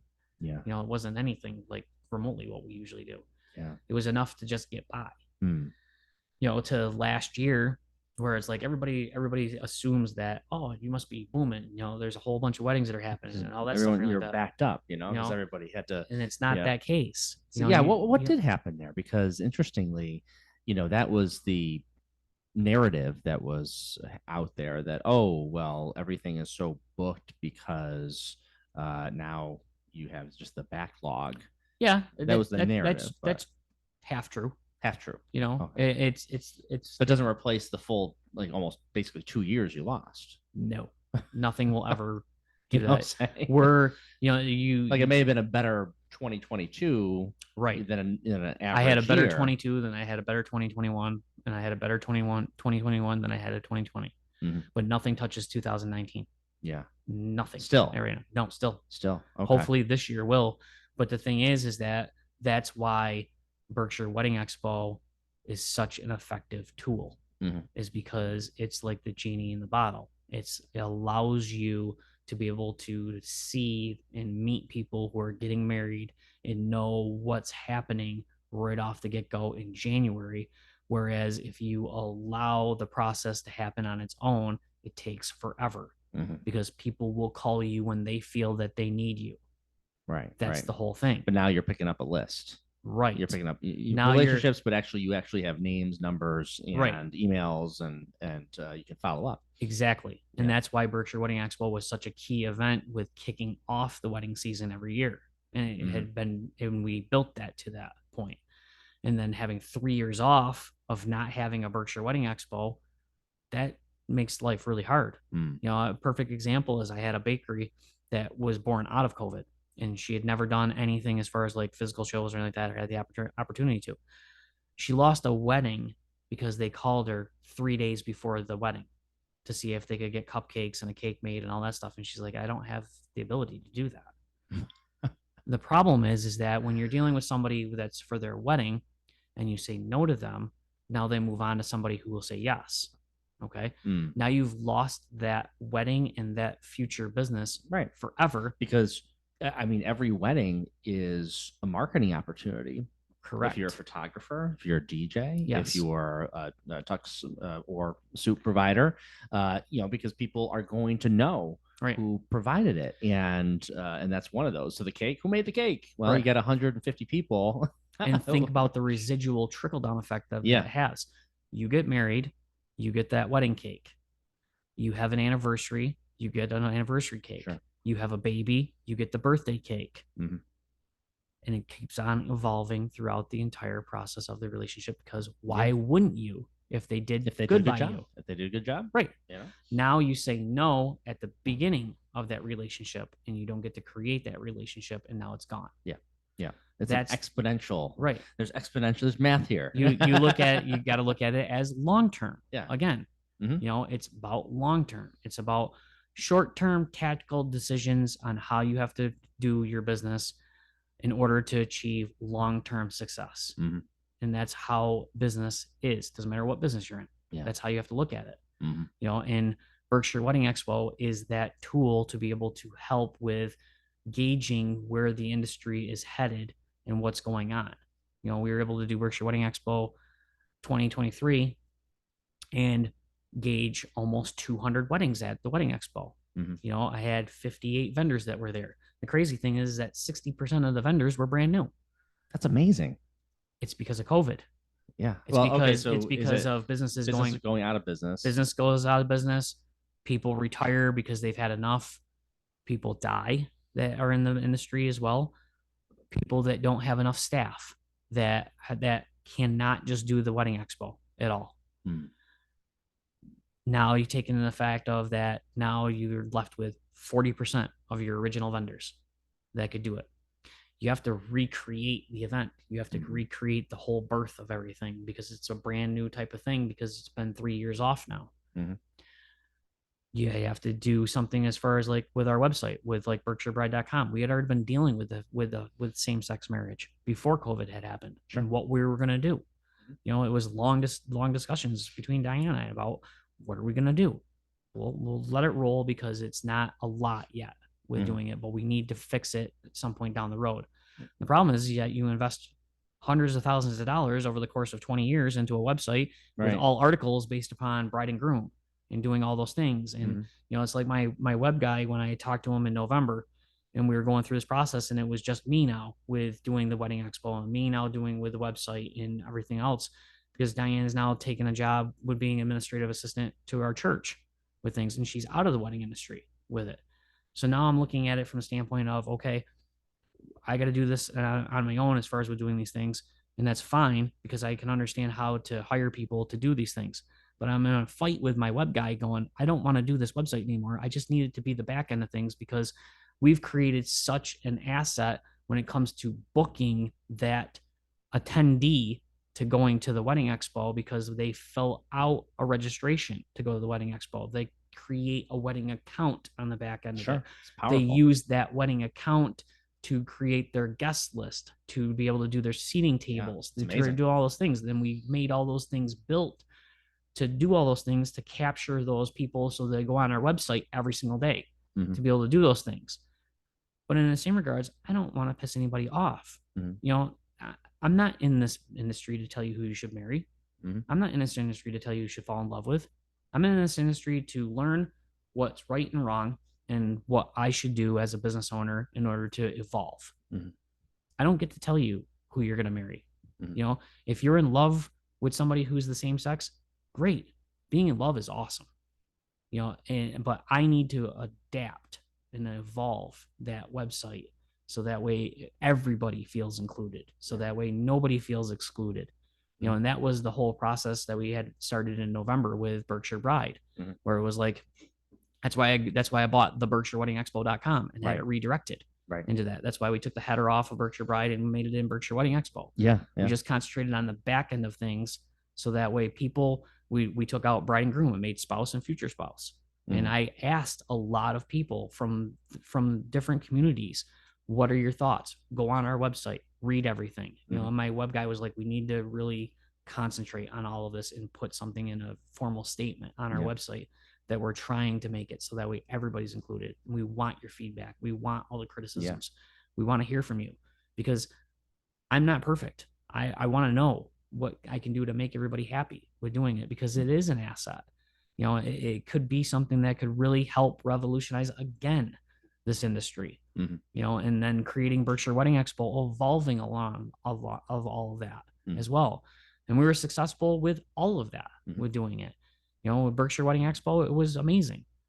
I've never had a response in the week after of Berkshire Wedding Expo that I had been given by all of these vendors. I had 58 vendors. We were supposed to have 60. 2 of them were sick.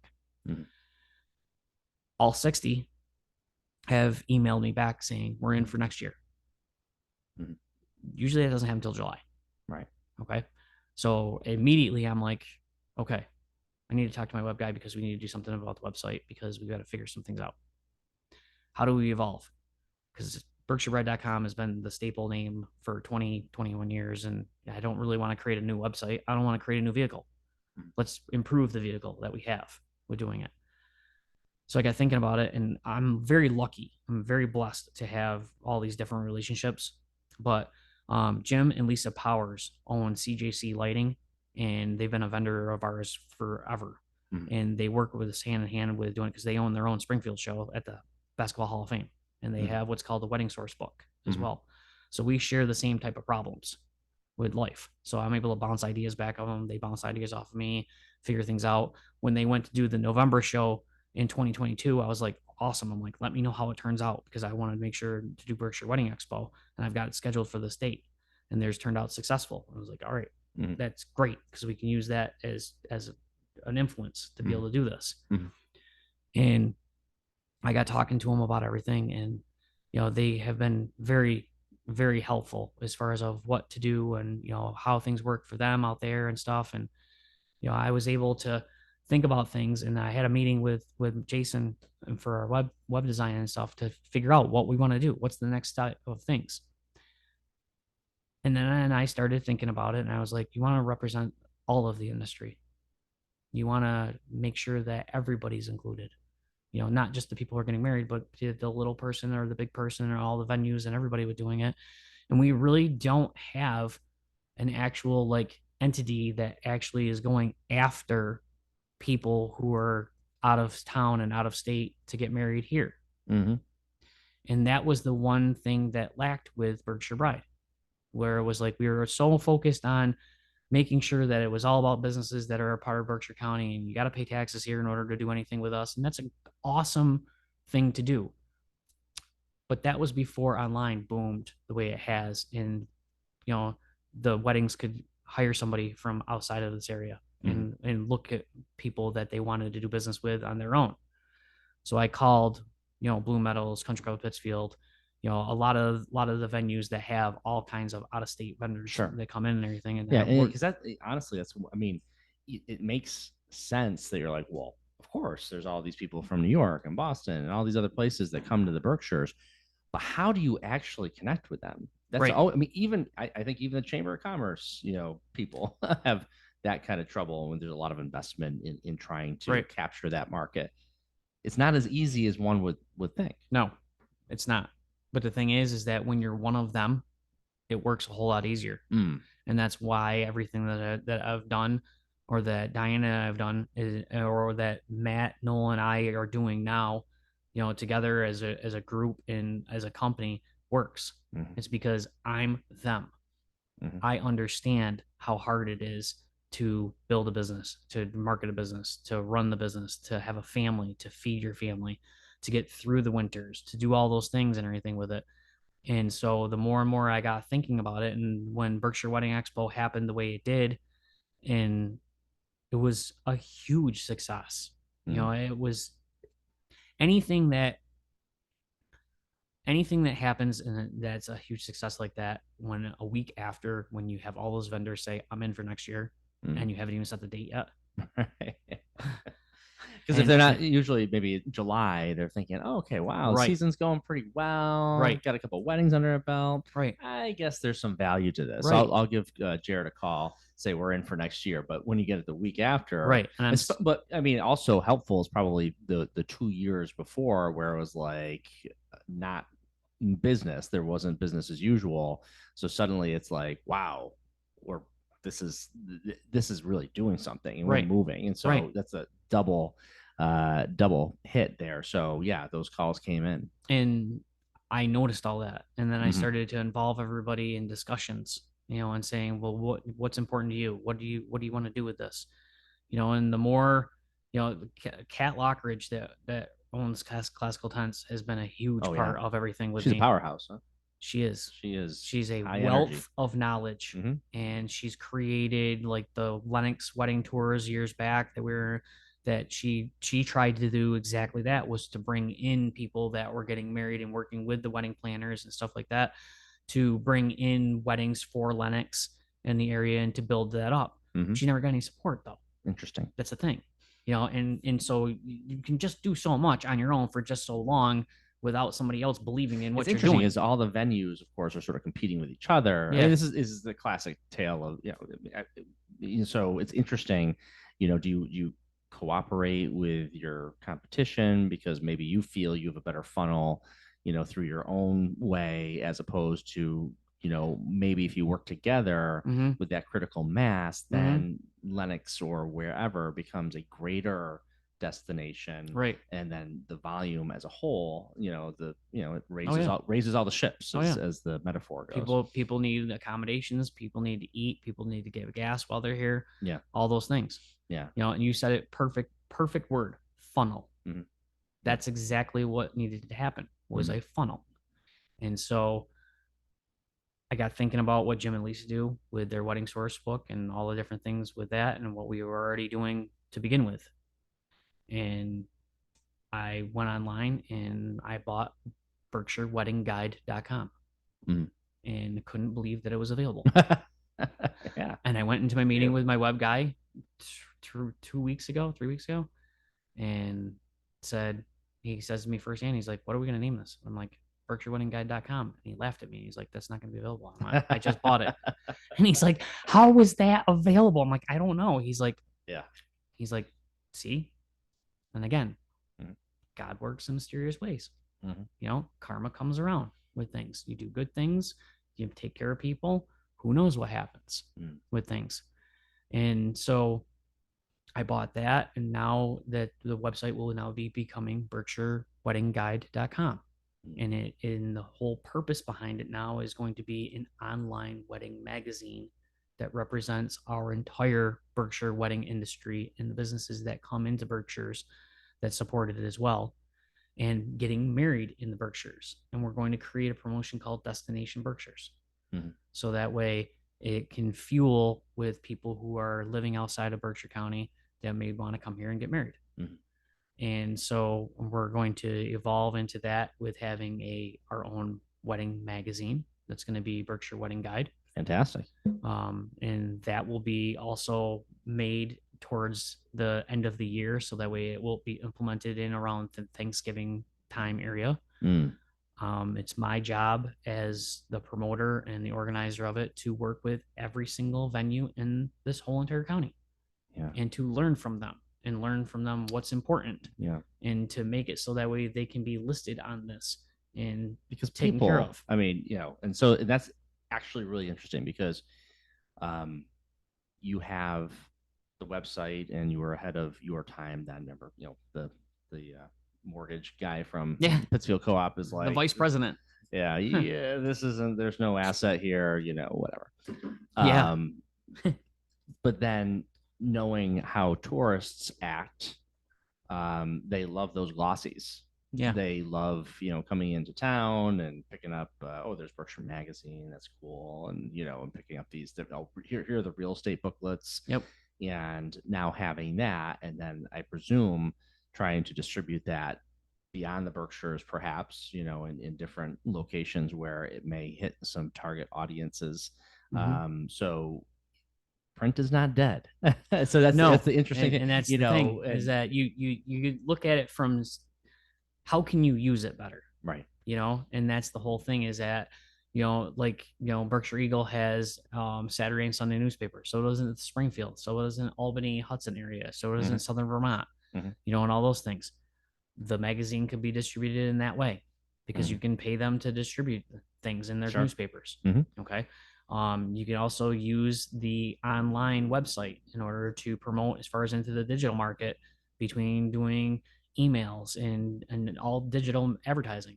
Peter Barry and I have actually had a discussion about it this past week about it because I told him my idea on what I want to do, and he's like, okay. He goes, we'll talk about all this because we can work together with all of it. And that's another thing that has happened where you get all these pieces to all this puzzle, and now things start to click and connect and make sense with things. And it's all about relationships. And that's what life is about, is relationships. Yeah. And now it's to the point where now we're looking at with Berkshire Wedding Expo becoming a weekend event again. And it's gonna where we could possibly have 100 vendors being on the expo day, because I've already got almost 70 vendors now that want to be a part of it, because I've had vendors again that were part of the 60 percentile that couldn't do it, that have already called and said, I want in. And I've had banks and insurance agencies and real estate people that went to the Berkshire Wedding Expo that called me the week of and said, hey, we want to be a part of this. And so it's all of those different facets that have now come into play. How do banks be a part of weddings? I'm just curious. People who are getting married may need to buy a house. Okay. So then it's so it's that checking account, savings accounts, investing, all those things. Just like I have a wealth advisor that comes and does it. Sure. So they can talk to people about how they can do stuff together as a couple. Good. Okay. You got to look at every single thing as what can you do within this industry, and does it make sense? And for you to pay the amount of money that you were going to pay to be a part of this, it makes sense. Yeah. So that's that's brilliant, because you have a fertile market of people, like you said, that are willing to pay in a luxury market. Yep. They're doing that. Yep. They have disposable income, and they're at that precious time when they haven't necessarily set up the kinds of things that you're right at the ground floor, right? Financial advisors, bankers, mortgage, originators, things like that. So you have a valuable asset, and those banks should be paying you a lot to get access to that. Let's hope so. I think it's time to turn it around at Pittsfield Co-op and others. We'll see about that. You want it on the ground floor here? You gotta have to pay up, But that's where I think having all of those life things and having all those struggles and all of the things, the bad decisions that I've made or the life struggles that I've had to go through and all that has now come back in life, because and it's just like with raising kids, you don't want your kids to make the same bad decisions that you did in your life. And I came from a unique farming background where you just did what your dad told you to do because you didn't want to face the wrath of things. And I cannot raise my children that way. And whenever I get a loud voice, they get scared, and it's not how to do things, and I've learned that you have to do things differently, with your kids, and talking to them and making sure that they understand how things are, Mm-hmm. and stuff like that. And it's the same exact thing with being in business for yourself.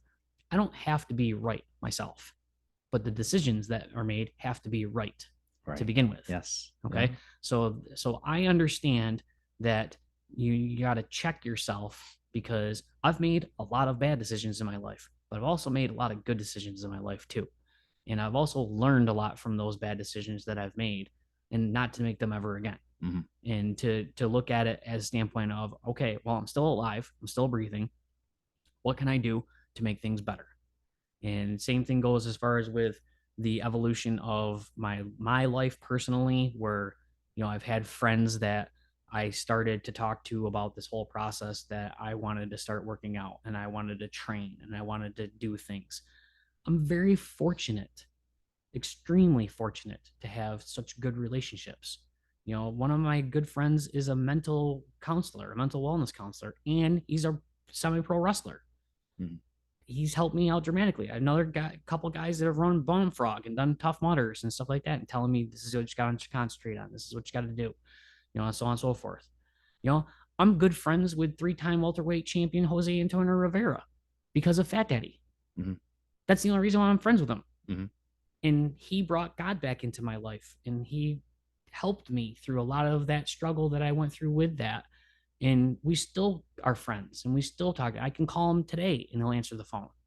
It's those relationships that I'm blessed with, to be able to have that in my life, where it's like, you can do anything you want in your life, but you gotta make the right decisions. And if you do make the wrong decisions, then you gotta admit to it and step up, Mm-hmm. and learn from it. And Yep. you gotta look at that from that standpoint of things. Mm-hmm. I forever I was so embarrassed about talking to anybody about that I went bankrupt in 1998, Mm-hmm. until I did that post on Monday about us being in business for 30 years and living through all that. Because you know what? It's part of my story. Yeah, it You know, absolutely is. I made bad decisions in my marriage. I've made bad decisions in my friendships. I've made bad decisions in all those things. I can't dwell on those things. I have to work through those things as an individual and as a person. Mm. In order to allow myself to be able to learn from those bad decisions and to be able to be a better person moving forward. Mm. And I feel that God works in my life every single day, with doing that, because he humbles me when I need to be, and he prepares me to buffet my body and my mind on a daily basis of going through struggles and learning from other people who are way smarter than me, who know more than I do on certain things, and that I can also help people in their lives to be able to better themselves too. And so that's how I look at life. It Not everything's going to be great. But you got to look at what you're being taught through all of that. And it's taken me a long time to realize all of those things, where it's like, yep, you screwed up. You did some really bad things, and you need to pick yourself up and figure out how you can move forward and make those that you've hurt around you better, and help, and to be able to move on for not just your own mindset, but for life. And everything that I try to do now with moving forward is all about how my kids are going to perceive me in my life. Mm. Well, dad did this, but you know what? Dad did that too. Mm. And he did that. I want my kids to be in my life until I die. I don't want them to not call me. I want them to be around me. I want them to bother me all the time, every Mm. single day, Mm. because it's not bothering me. And the only way you do that is to be humble, and to not be full of yourself, and not to have an ego, and to understand that you're not right all the time, and that you need to understand that there are other people that you can talk to, that you can get things out, and that you can seek advice from, that will help you make better decisions in your life.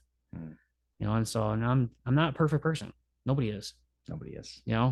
But you got to learn from it. And you have. So, Jerrid Burdick, a great pleasure having Thanks you for on the the time. program. This is wonderful. We've known each other over the years, Yep. here and there. Yep. But we never had this in-depth conversation. You're the first person that I have ever had this in-depth conversation with about life. Yeah. Well, I'm pretty cool. Thank you for that. Yeah. Thank you for that. So I'll be seeing you on North Street. Yes, sir. I'll see you soon, and thanks again. Thank you.